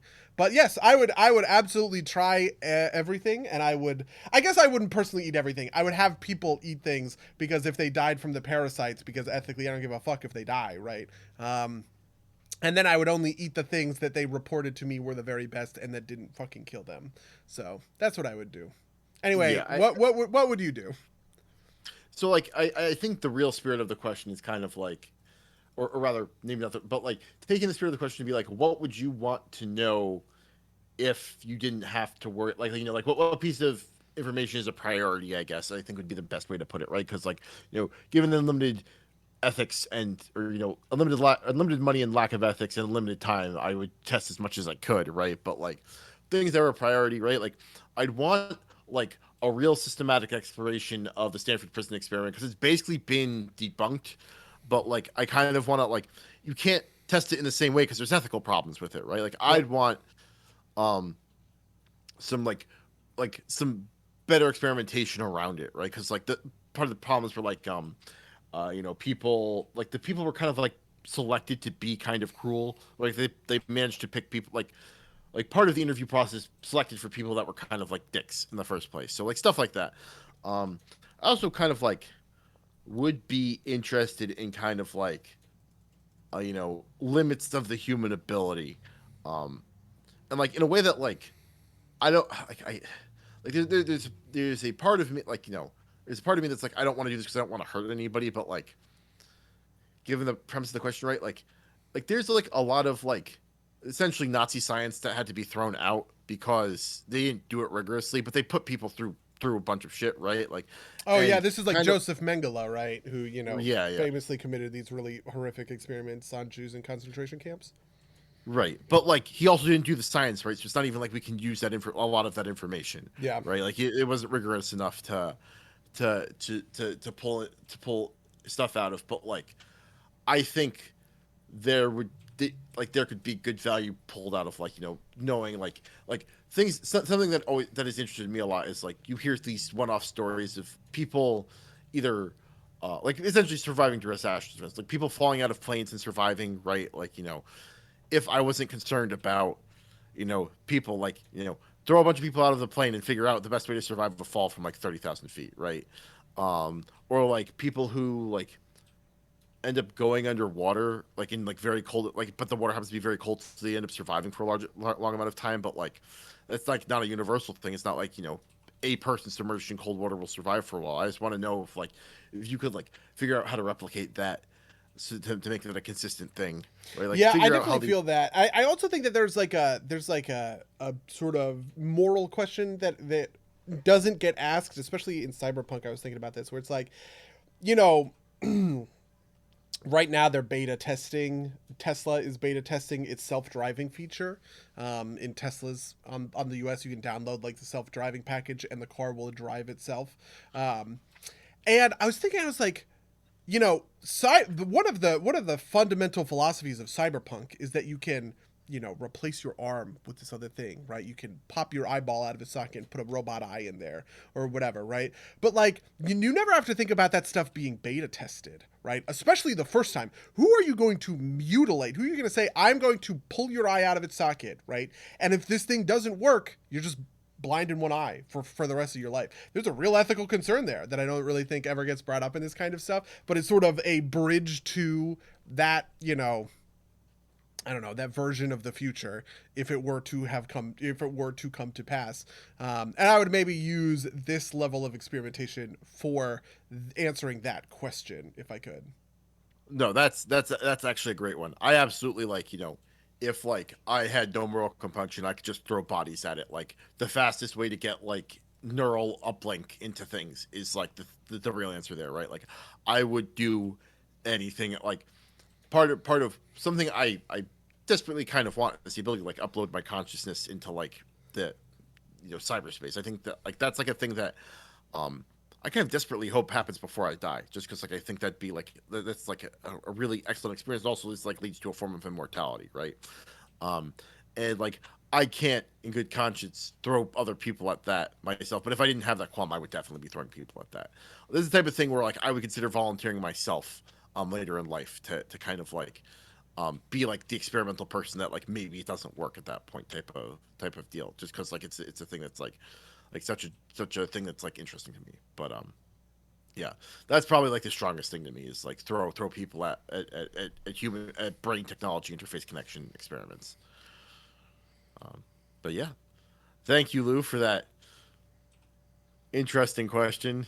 You That spent 20 minutes on the long question. Feels good, right? Yeah. So what's your short question, Lou? If you're still here. The dumb Ooh. questions. How many chickens would it take to win a fight with an elephant, which obviously is Buddy's chosen method for his barbecue spree? How many chickens would it take to win a fight with an elephant? So there's got to be, infinite chickens would win, right? There's no way that infinite chickens would fail to Yeah, I kill was the just elephant.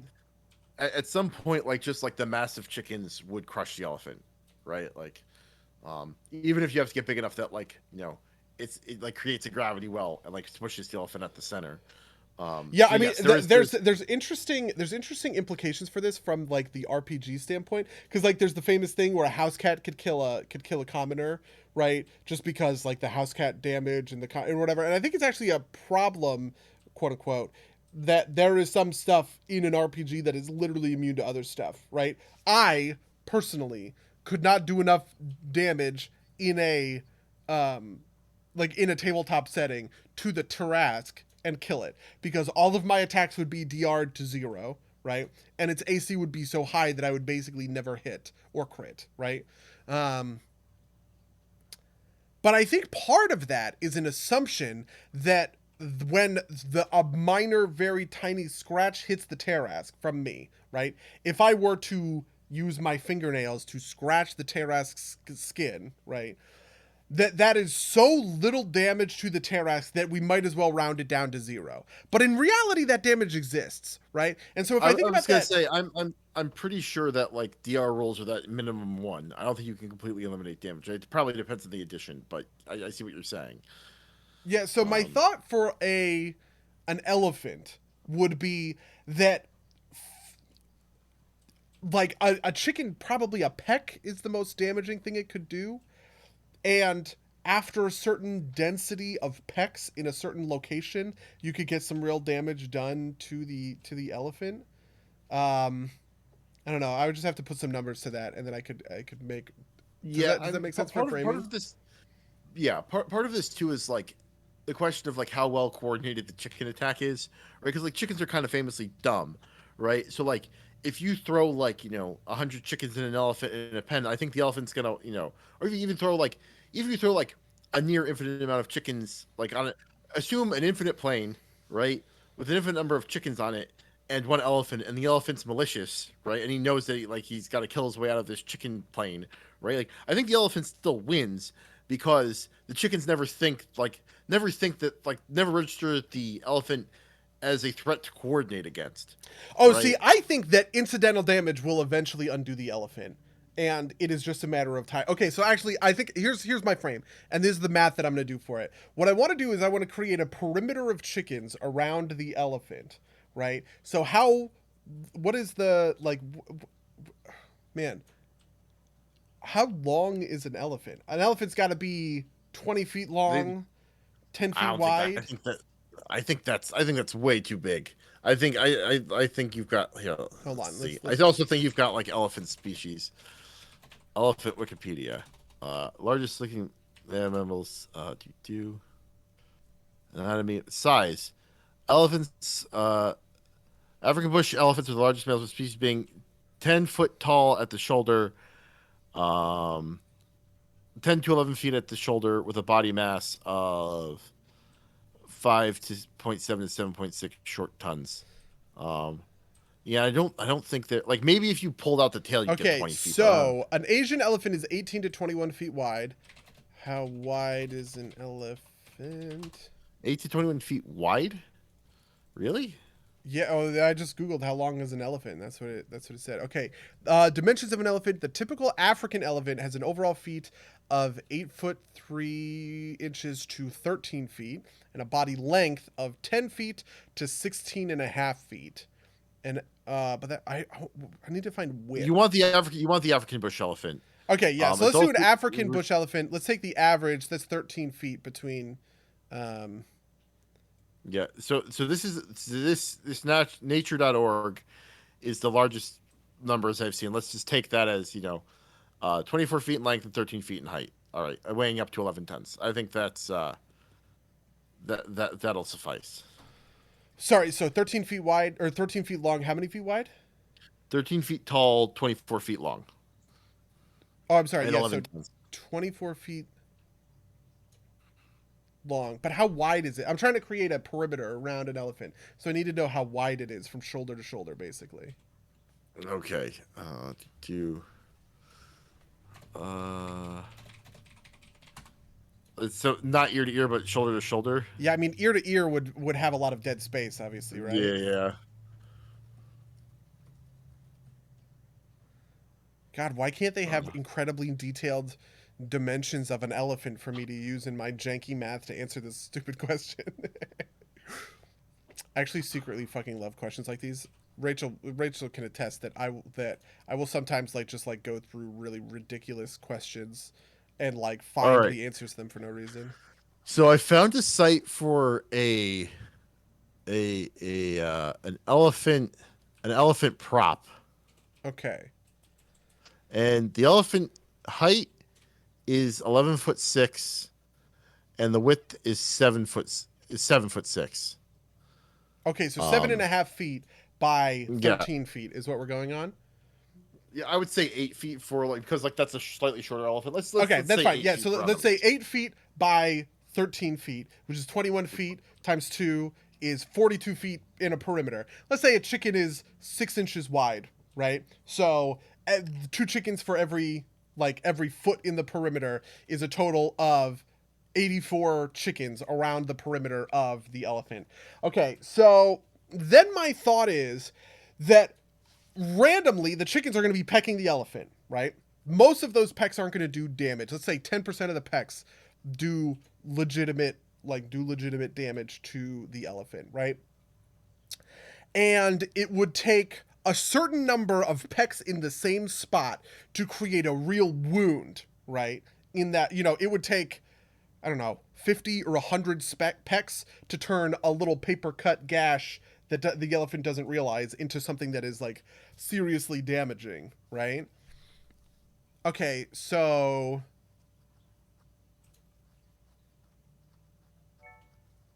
and then how frequently is the elephant killing off? How big is an elephant's foot is what I want to know. You see, I think you still have a coordination problem, right? I don't think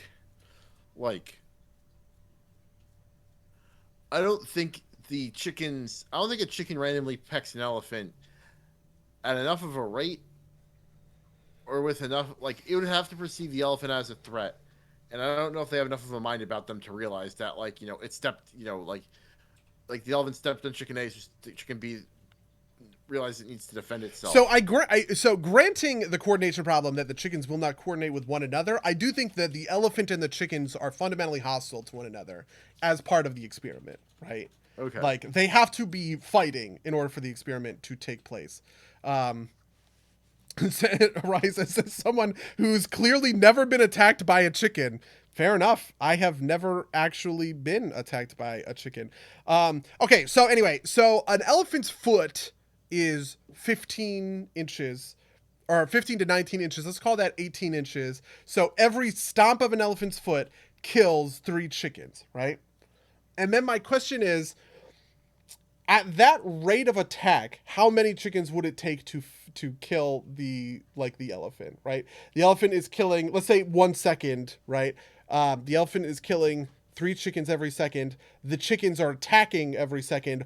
Only 10% of those are doing damage, and you need 100 of them to do, to make real wounds. And then you would need, I don't know,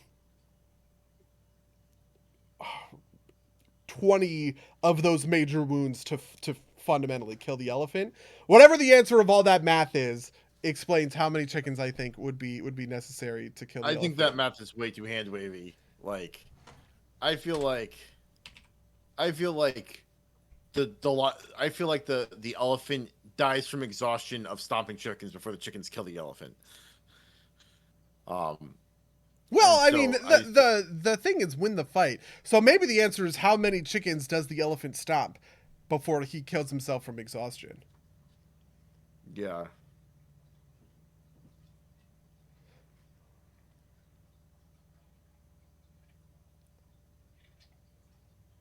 I mean, you could make just like a random number for that, right? How much exertion is the stomp of a foot to like crush something? Hold on. Okay, I have a thought for this. Let's look at a marathon, right? How many steps is a marathon? Or actually is a mile. Let's take a look at that. So 2,000 steps is a mile. 26 miles is a marathon, right? Um, so that's 52,000 steps to make a marathon. Let's say that seems like that would exhaust an elephant, right? If an elephant had to run a marathon, it would exhaust itself probably to some next to death, right? So it would have to stomp 52,000 times in order to like replicate that amount of exhaustion. And each one of those stomps represents 3 chickens. So it would be a total. Oh, I'm sorry. Actually, each of those stomps would represent 5 chickens because it's a 3-dimensional thing. It wouldn't just be 3 chickens in a line, it would also have 2 chickens on either side. So it would be 5 chickens times 52,000 for a total of 260,000 chickens. Is that right? Does that seem, does that seem correct? Maybe. The question is, do I think that 260,000 chickens who are constantly pecking an elephant would eventually do enough real damage that the elephant would, whatever, bleed out from the constant paper cuts that it is suffering? So I think part of the problem here too is that you've got like an accessible like. I think yes, 260,000 chickens pecking at an elephant would kill it probably relatively quickly, but I don't think you get I don't think you get like more than like 30 able to peck the elephant at once, much less in a coordinated spot. That's Right? true. Like Well, it would be 12 times 4, right? Because it would be 3 on each side of its feet. They would only be able to attack its feet. You would have 3 on each side because the feet are 18 inches, and that's 12 per leg. So it's 48 chickens that are able to attack the elephant at any one time. yeah, like I mean, if you like put an elephant in a box that's like very close to it, and you just fill the rest of the space with chickens, like the elephant maybe suffocates, right? But like, does that really count? I don't think that Um, counts, but I think if the elephant tuckers itself out by stomping chickens, I think the chickens legitimately win. And that's the threshold, right? The chickens always win the fight in the hypothetical. So you just have to find the threshold. And the question is 26,000 the threshold? you said 260. Or I'm sorry, you're right. 260,000 the threshold, or is it less I than that? I feel like it's got to that be less sounds. than that when I say I would 48, say like right? I would say that sounds too high for like the elephant to like tire itself out, right? Like, um, Can none of the chickens because fly in this scenario? That's I didn't even think of that. That adds a whole new dimension. yeah, like can they fly, and if they can they fly high enough to like, you know, to reach the top of the elephant, and like when you said chickens, I was imagining hens because. But like if roosters are part of the equation, like Lou mentions, then I think there's actually a better like also what kind of chickens, right? Because like I think the reason I'm thinking roosters have give a better chance is because roosters aren't being bred to have like enormous breasts that make it impossible to like move properly, That's right? true. Yeah. Uh, um, and so like I feel like if you've got like a smart rooster, like if you've got like a smart rooster that knows what it's doing, right? Like I think you could even maybe do it in one, right? Like if the rooster can get on the back of the elephant and the elephant can't get it off before it like pecks out its eyes, right? Like I think that's a pretty close match. But I also don't think there's any rooster that's smart, Yeah, I don't right? think that Like there's any rooster that smart. I think it definitely takes like, that would be a number of chickens who are, you know, who are definitively attacking the elephant, but not in any kind of coordinated way. I don't think they would be smart enough to attack the elephant's eyes. I think they would just peck at its skin over and over again, and eventually those pecks would add up to the real damage, such that the elephant would lose. yeah, And I think that that number is definitely less than 260,000. I Like, agree. I think 260,000 chickens, over time pecking would just, because like you got to imagine that a certain number of pecks would dig deep enough that eventually the elephant would just bleed out from those wounds over time. And so the answer is probably a few thousand, right? Because if we want to say 48 are attacking at any individual time and the elephant's constantly stomping, if I said that the answer is 5,000, that means that the elephant goes through iterations of 1,000 different individual stomps while the chickens are just attacking that whole time. And by that point, the chickens are going to deal enough damage to get there. As a bird expert who has been attacked by a chicken, I'm going to say it's way less. Okay. Less than 1,000? I feel like an I elephant think could kill 1,000 chickens before it. I think that's part of the like. I think you're fundamentally like like you're not accounting for like the nature of a chicken, right? Like I think that like I think the situation where like a chicken a pack of chickens that like is determined enough that once one dies they don't give up the fight immediately. I guess maybe that's part of the premise, but I also think that's like not a chicken, right? I think that's part of like why this question is interesting, right? Because you don't expect a chicken to like to press like I think you scare a chicken. I think if you kill like a couple chickens, you scare the rest of them, right? Like you know I think like otherwise then like foxes wouldn't be able to like decimate a chicken coop, right? Like I think the combined might of a bunch of chickens would be enough to kill a fox, but like foxes don't die in hen houses, right? Because the hens run scared. Yeah, I mean, I do think I agree with that fundamentally, but that like the core premise of the question has Yeah. to assume that the chicken and the elephant are, like reasonably brave about fighting one another. I think Bango is vastly overestimating the intelligence of a chicken to like stop attacking when some die. Well, then why don't foxes get killed in hen houses more? Why is that like a problem? No, maybe my understanding of foxes in the hen house is less than Well, but the adage a hen implies. house only has a couple of chickens in there, right? I Doesn't don't it? think. I thought it had like a dozen. Yeah, I feel like a fox could kill a dozen chickens.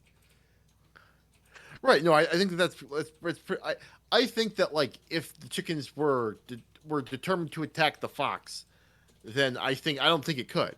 Right. Like I think given the parameters of the experiment you've lined up, I think it doesn't chickens kill a fox. I just don't think that's the way the chickens typically organize. Okay, because foxes are a natural predator. First of all, they're quick and know how to kill a chicken in a small enclosed space. That makes sense to me, to a certain extent. Yeah, I think maybe by the parameters of the question, the fox would die to the chickens. But like also that's also like the fundamental of the question. I feel like my answer is maybe 2,000 chickens is what I think is the correct number. And I think that they die, or the elephant dies. What eventually happens, the elephant gets pecked in its feet, so much so that it starts bleeding and it loses integrity in its feet and it topples over, and then the chickens just like go to town and they just peck the shit out of it until it is gone forever. Yeah, I mean, I honestly, I don't see a band of chickens winning against an elephant in a situation that doesn't involve like I don't see chickens ever being able to defeat an elephant on grounds that the chickens are causing it to happen, rather than the eventuality of some other aspect of the like exhaustion, or pure accumulation of like like chicken shit or something. I don't think I don't know. I don't know. Maybe I'm overestimating the thickness of elephant skin, but I just don't think you get through that within a reasonable amount of time in a way that would be consistent with the way chickens behave. But maybe, yeah, I don't know.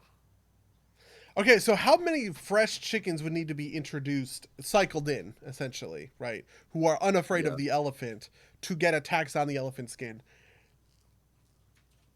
yeah. I don't Because know. at a certain point you could just add that number to infinity and that you would get somewhere. How thick is elephant skin? Right. Like I think part of this is like my uh 2.5 centimeters thick. What is that in American? It's an inch Um. basically. It's an inch thick. 2.25 Okay. centimeters is an inch. So All right. So that's like.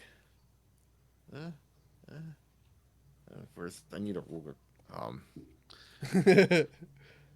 like your thumb is like this length from your thumb is about an inch, right? Which is probably pretty similar to what a chicken's beak size is. But like, what if a chicken pecks? I don't think it does a full It's inch's not worth of getting full damage. penetration. Yeah, Yeah. but it will do a certain amount of penetration, and then another peck Right. in that same spot or close enough to it will also penetrate, right? And I think you eventually Right. get to a point where you have dug through that skin. Yeah. There's also like a rigidity question. I agree that I guess enough pecking will eventually do it. I also don't know the force that a chicken peck has. Right. I'm sure it's enough to break human skin, but I don't know if I don't know. Yeah. I don't know. I'm not comfortable. I'm not comfortable putting a numerical answer on this because I think the numbers are too hand wavy. Okay. For me to feel comfortable giving a real Well, answer there. there you go. Is anybody else in the chat want to ask a question? I do. I thought of a cool question to ask Mango, so I'm going to ask it now. But I do want to just like ping the chat here. Uh, Real quick before you do that, Lou asked, "Do you think the Spurs would do damage?" Um, I think they would, but I don't think they do more than a peck, and I don't think you can do both at the same time. Right? the Like maybe that claws makes it. are those spurs? I'm pretty sure that's like the back part of the chicken claw. Um, Oh my God, like Rachel! Jesus fucking Christ! how many ducks would it take to kill an elephant? Um, I actually think it I would be mean, fewer ducks to kill the elephant. I think a fewer would, or the yeah, duck I think beak is better at attacking an elephant skin than a oh, chicken I peck. see. I disagree. I think the duck beak's worse at attacking, but I think the duck's a more wily animal and also is able to fly better. Right? Like I think you could take down an elephant with dive bombing ducks easier. Oh, interesting. And it is Um, within the nature of a duck to dive bomb, basically. yeah, oh yeah, ducks are bastards, right? Yeah. Like the immediate thing I that popped in my head was corkscrew penis, right? You the ducks are like I think ducks are more bastards than chickens are, but maybe I'm wrong about that. Okay. Yeah. But They're not fucking the elephant. That's true. They are not, in fact, fucking the elephant. That is not part of the uh, question. So the corkscrew penis is overruled. All right, inadmissible. Okay, so the question that I wanted to ask while I was thinking about it is, we obviously ran our Star Wars game for a long time, right? But kind of in the same vein as the one question that was asking about, like, what IP would make a good video game. What is an IP that would make a good tabletop game that you would want to run, right? Let's say that tomorrow we were going to start running a new tabletop campaign with, whoever you wanted in that. You assume the perfect party for whatever this entails, right? What would be the IP that you would most want to run an RPG in? man, that's a good question. That is a really good question. Um, there's a part of me that wants to say Dune for like a Sardaukar squad. Um, but like I don't know if that's like enough like if you could put enough variation in there. Um, just because like the problem is a lot of the IPs that I like just like aren't like built in kind of that direction. Like built in a way to like support adventurers, I guess is the way to put it. Um, uh, one that like one that hasn't already been done, right? Like the answer there is Star Wars, right? Like like that's like the thing that like comes to mind. But I think that a lot of the IPs that like fall into that already makes sense or like already Yeah, like exist. assuming Star Wars doesn't count, right? Yeah, right. No, but that's the problem, right? Like, um, because you need enough variate. Like, I think part of the problem with like modern D20 is like a class system is something you just kind of like force on top of like something that isn't quite really emergent. Um, so you need something with like good kind of delineation. I, maybe this is a cop out, but like the thing that's popping into my head is Terry Pratchett's Discworld. Um, and that's basically like fantasy plus funny with like the weird rules of that world. Um, I think that kind of appeals to my sensibility, and I do feel a little bit bad because I do think that is kind of a cop out because they're essentially saying like standard fantasy with some weird funny tropes on top of it. But I think it also appeals to my sensibilities a lot. Um, do I have a better answer than that?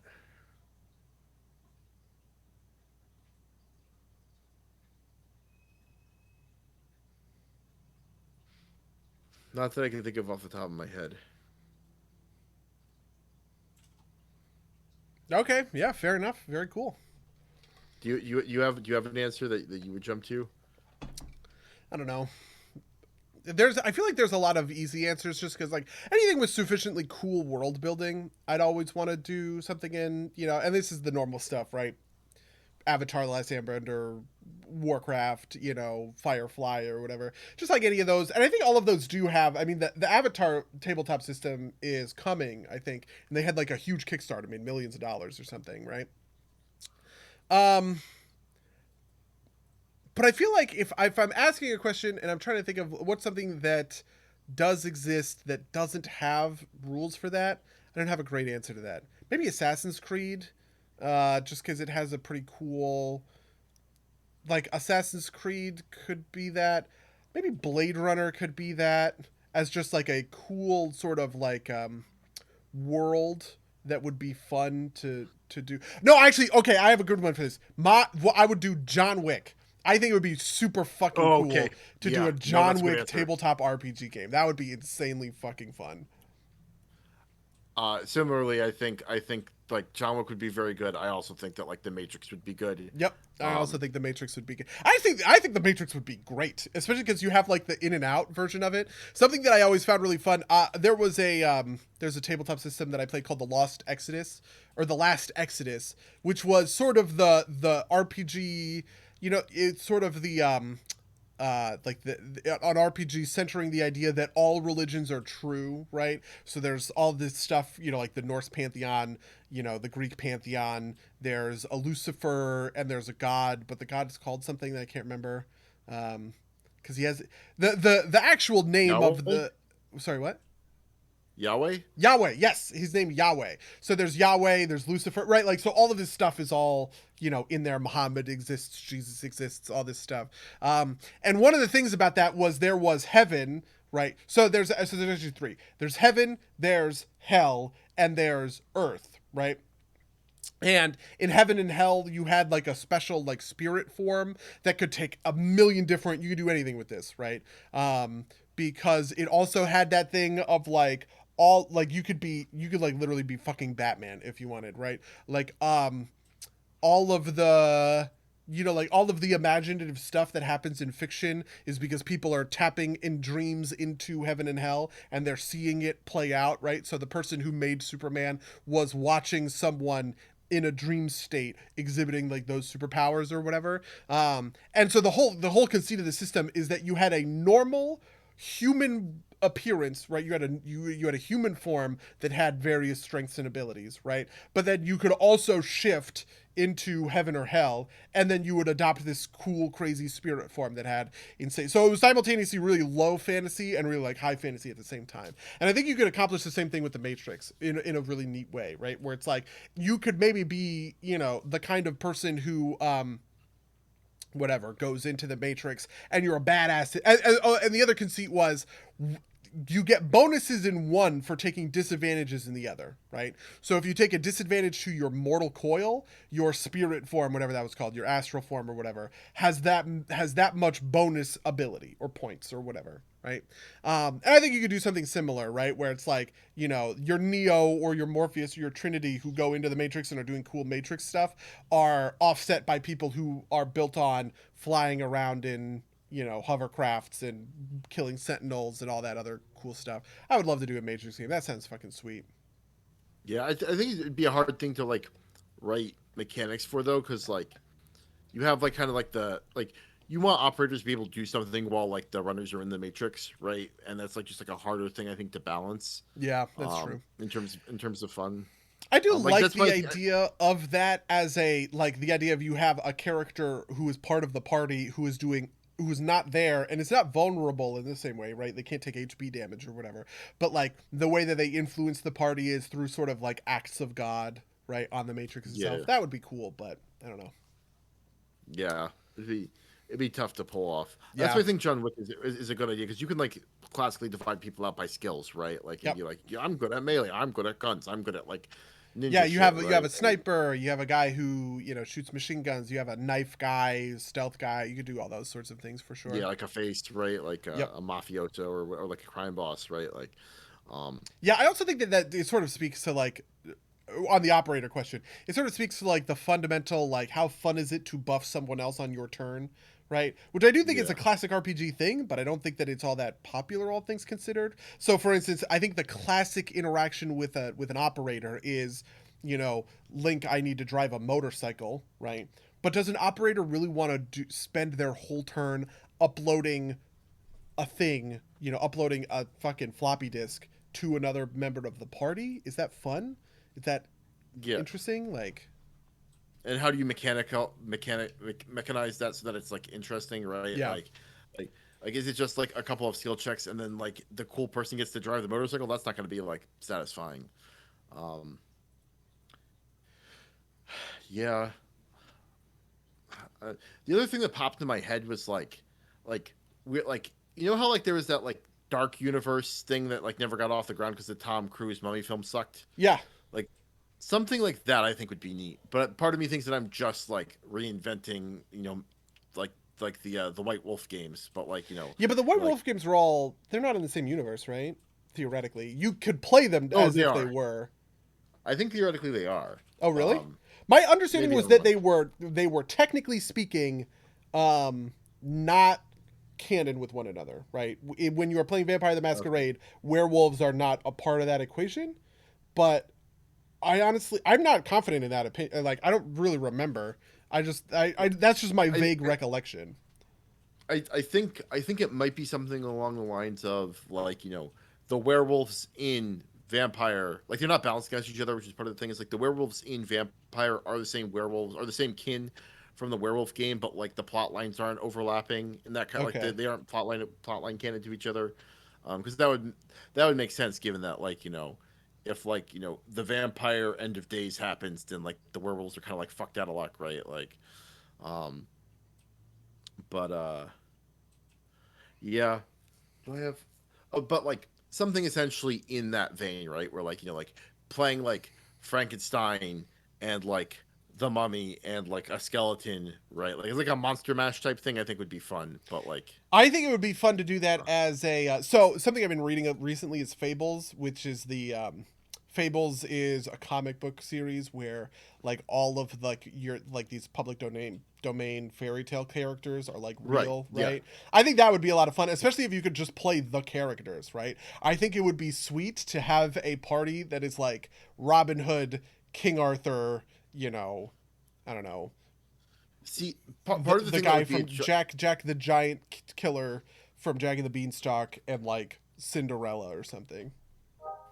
So I think part of the interesting thing, I think you'd want like a system that like let you build interesting characters with that, because I think that'd be neat. But I think you'd also want to like, I wouldn't want to play like the character from the comic, right? Like I'd want to play like my interpretation of that, right? I think there's like a, it's called like City of Mists. I think there's like a system where it's like you like your power set is like drawn from something like that, right? And it could like, I think one of the examples they gave was like one of my players decided to like draw his powers from like the mythos around Michael Jordan's NBA career, right? Like which I think would be an interesting thing.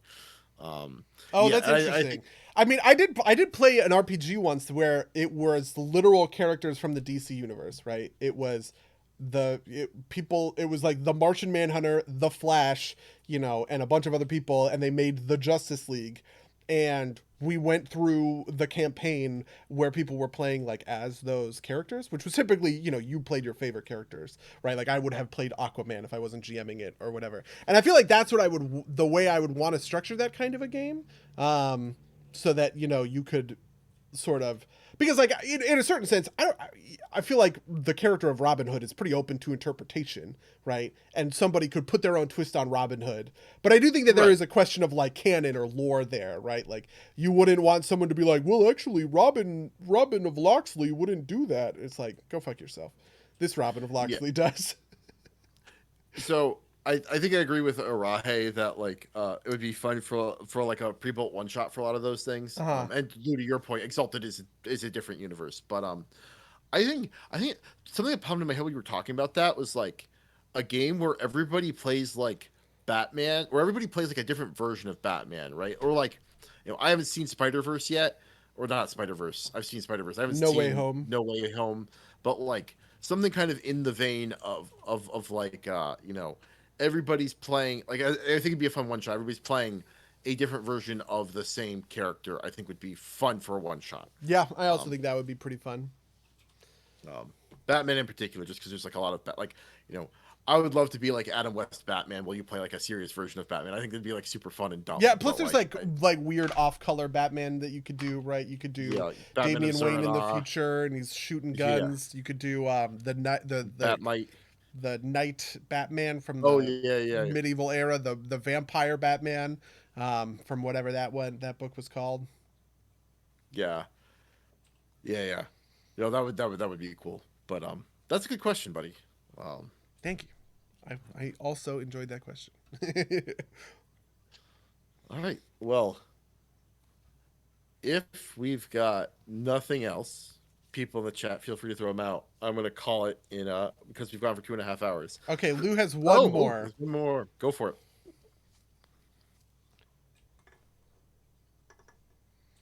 If you could turn any non-musical movie into a musical, what would you pick? Bonus points if you can ad-lib a verse from the central song.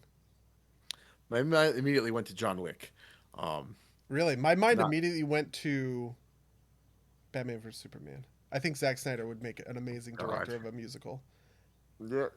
That makes that. I just think that he has like the perfect stylistic chops for it. Though I don't know that I think Batman and Superman are really great. What are the other?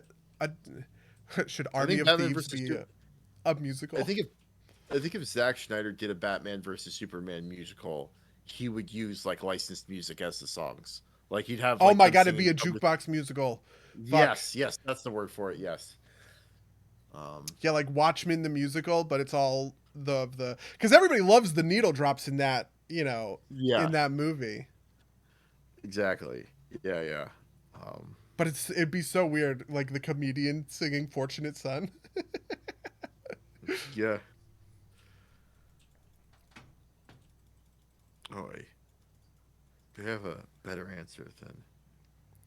I feel like maybe I need to get away from like thinking about it as a director. Like, what's a movie that itself would make for a fantastic musical?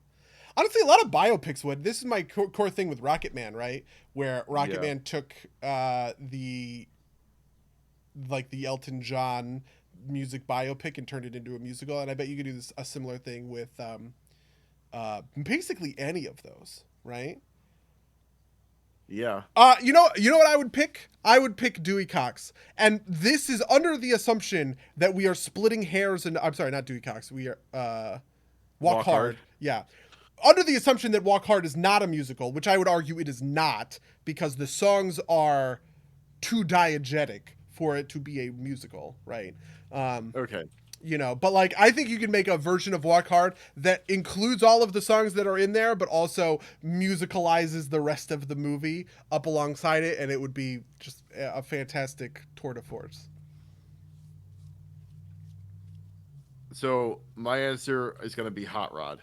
Oh my god! I think it's got That's a it's got, fantastic answer. That is a it's fantastic answer. Holy God, that's so good. it's got enough goofiness that like like I think John Wick wouldn't really work because like you have to make it too goofy for it to like hold. But like I think Hot Rod is good. Like obviously it's comedy, but like I think you could like you just need to write some songs. Like I can't ad lib a verse. I don't think, but I think like the kind of leitmotif is going to be a song that's like about because it's also got a couple needle drops in there, right? Like it's got like the slam dance, and it's got like that weird scene at the towards the end where like the crowd's like walking through. You're the voice, right? Like, but I think you could do like a kind of like repeating leitmotif, which is him singing about his his dad, something about like being a man, right? Like what is it to be a man, right? And like talking about like the contrast between like his adopt or his stepfather and his father, right? Yep. Like um and like it comes back a couple times and then like and then like it kind of crescendos as he makes the jump and wipes out, and then like it plays over it plays kind of like or like the kind of like the crescendo is as he goes over the jump, and then like it kind of gets like another reprise as he's beating up Frank in the driveway, right at the very end, right? Yeah, Like yeah. yeah. Another one that I would do is Mrs. Doubtfire. Ooh, that's a I good one. I just watched it because for some reason I was just like scrolling through whatever like Amazon Prime movies, and I saw it and I rewatched it, and Mrs. Doubtfire just has like a perfect setup to be a musical, just in terms of like on a plot story level. You could easily make a killer musical out of that one. Surprise Buddy's answer: is it one of the Fast and Furious movies? Ugh.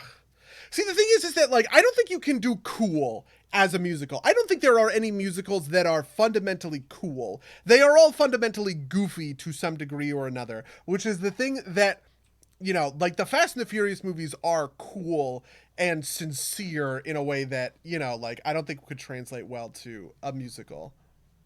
Yeah, like serious musicals exist. They just kind of like occupy a kind of different space, right? Like, Mm-hmm. um, it still has like cool.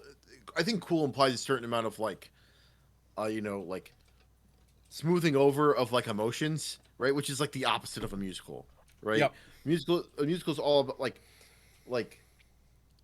the the closest thing to like a cool musical that I can think of as like a thing. It's not a musical, but like real human being as associated with Drive is the closest thing I think you get to a cool musical. It's not really anywhere near it, if that makes sense.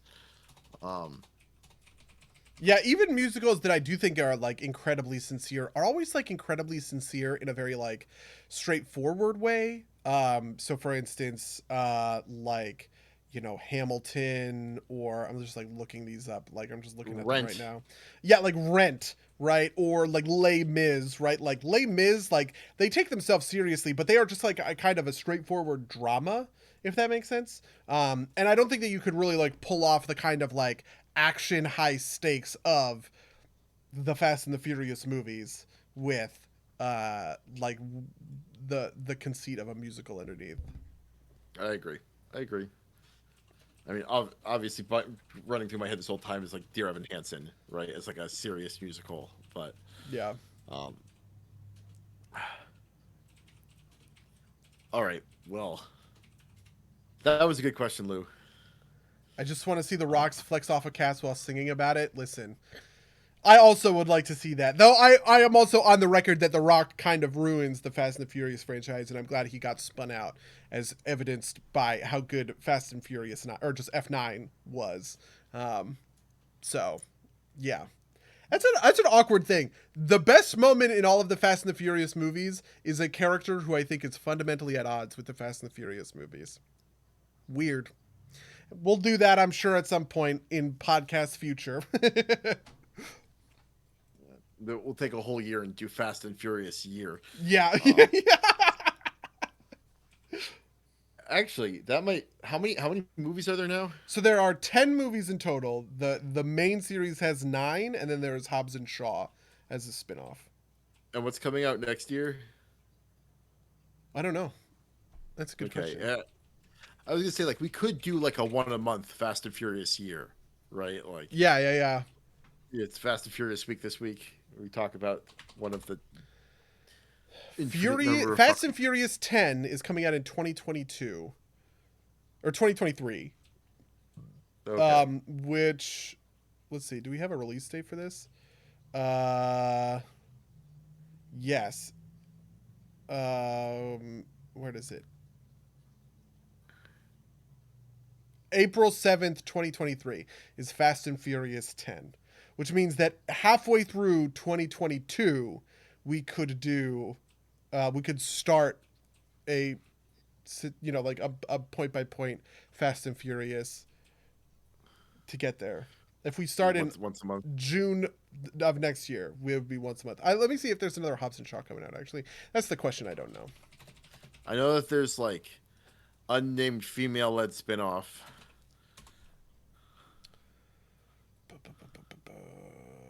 What's going on with Hobbs and Shaw 2? Yeah, that one doesn't have a release date, so it's definitely not coming out next year. So yeah, the next one is Fast and Furious 10. All right, God, so I can't believe maybe there are 10 of these. that's a thing potentially for the future. But I think we've kind of. Oh, have you watched? There's a kids show. There's a Fast and Furious kids show. I have not watched the kids show.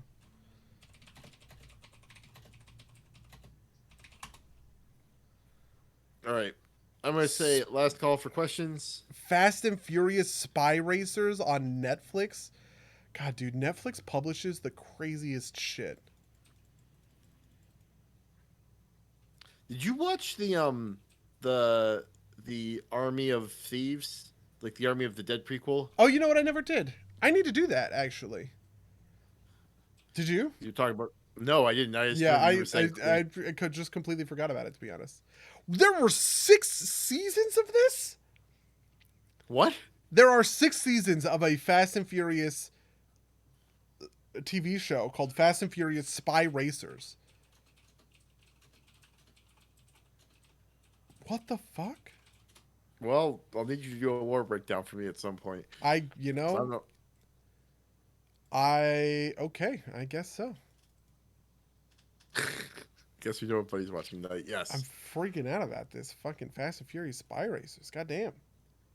All right. Well, I'm gonna give it 15 more seconds for anybody to ask another question for us to answer.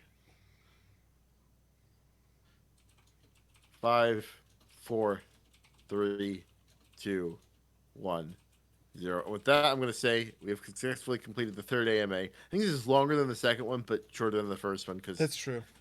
nothing will ever match the first one. The first one had but so many questions. that's just we really like harangued people to give us answers, or give us questions rather. But if you'd like to email us and tell us what you think about any of the things we discussed on this wide-ranging podcast, you can email us at podcast@snurpsgame@gmail.com, snurpsgames@gmail.com, and we'll answer them, right? You don't have to wait every 2 years for us to answer your questions. But, all the normal stuff, rate and review us, give us ratings, give us smiles, support us in various places. Watch these live on Twitch. With that, I'm going to say... or buddy, you have anything else you're looking to promote? I have nothing else I'm looking to promote, though I do want to say I'm doing the digging here, and the Fast and Furious Spy Racer series is showrun by a Futurama director who directed like a lot of like That's Lobstertainment, The Devil's Hands Are Idle Playthings, right? Like just like really famous Futurama episodes. This is crazy. What the fuck? What have I stumbled onto? Anyway, I have nothing else I'm looking to promote. Happy holidays, everybody. Yeah. Happy holidays. Enjoy the time with your families. Next week, God willing that Omicron doesn't shut me out of a theater, we'll be talking about Matrix Resurrections. Until next time, dear listeners. Until next time, loyal listeners.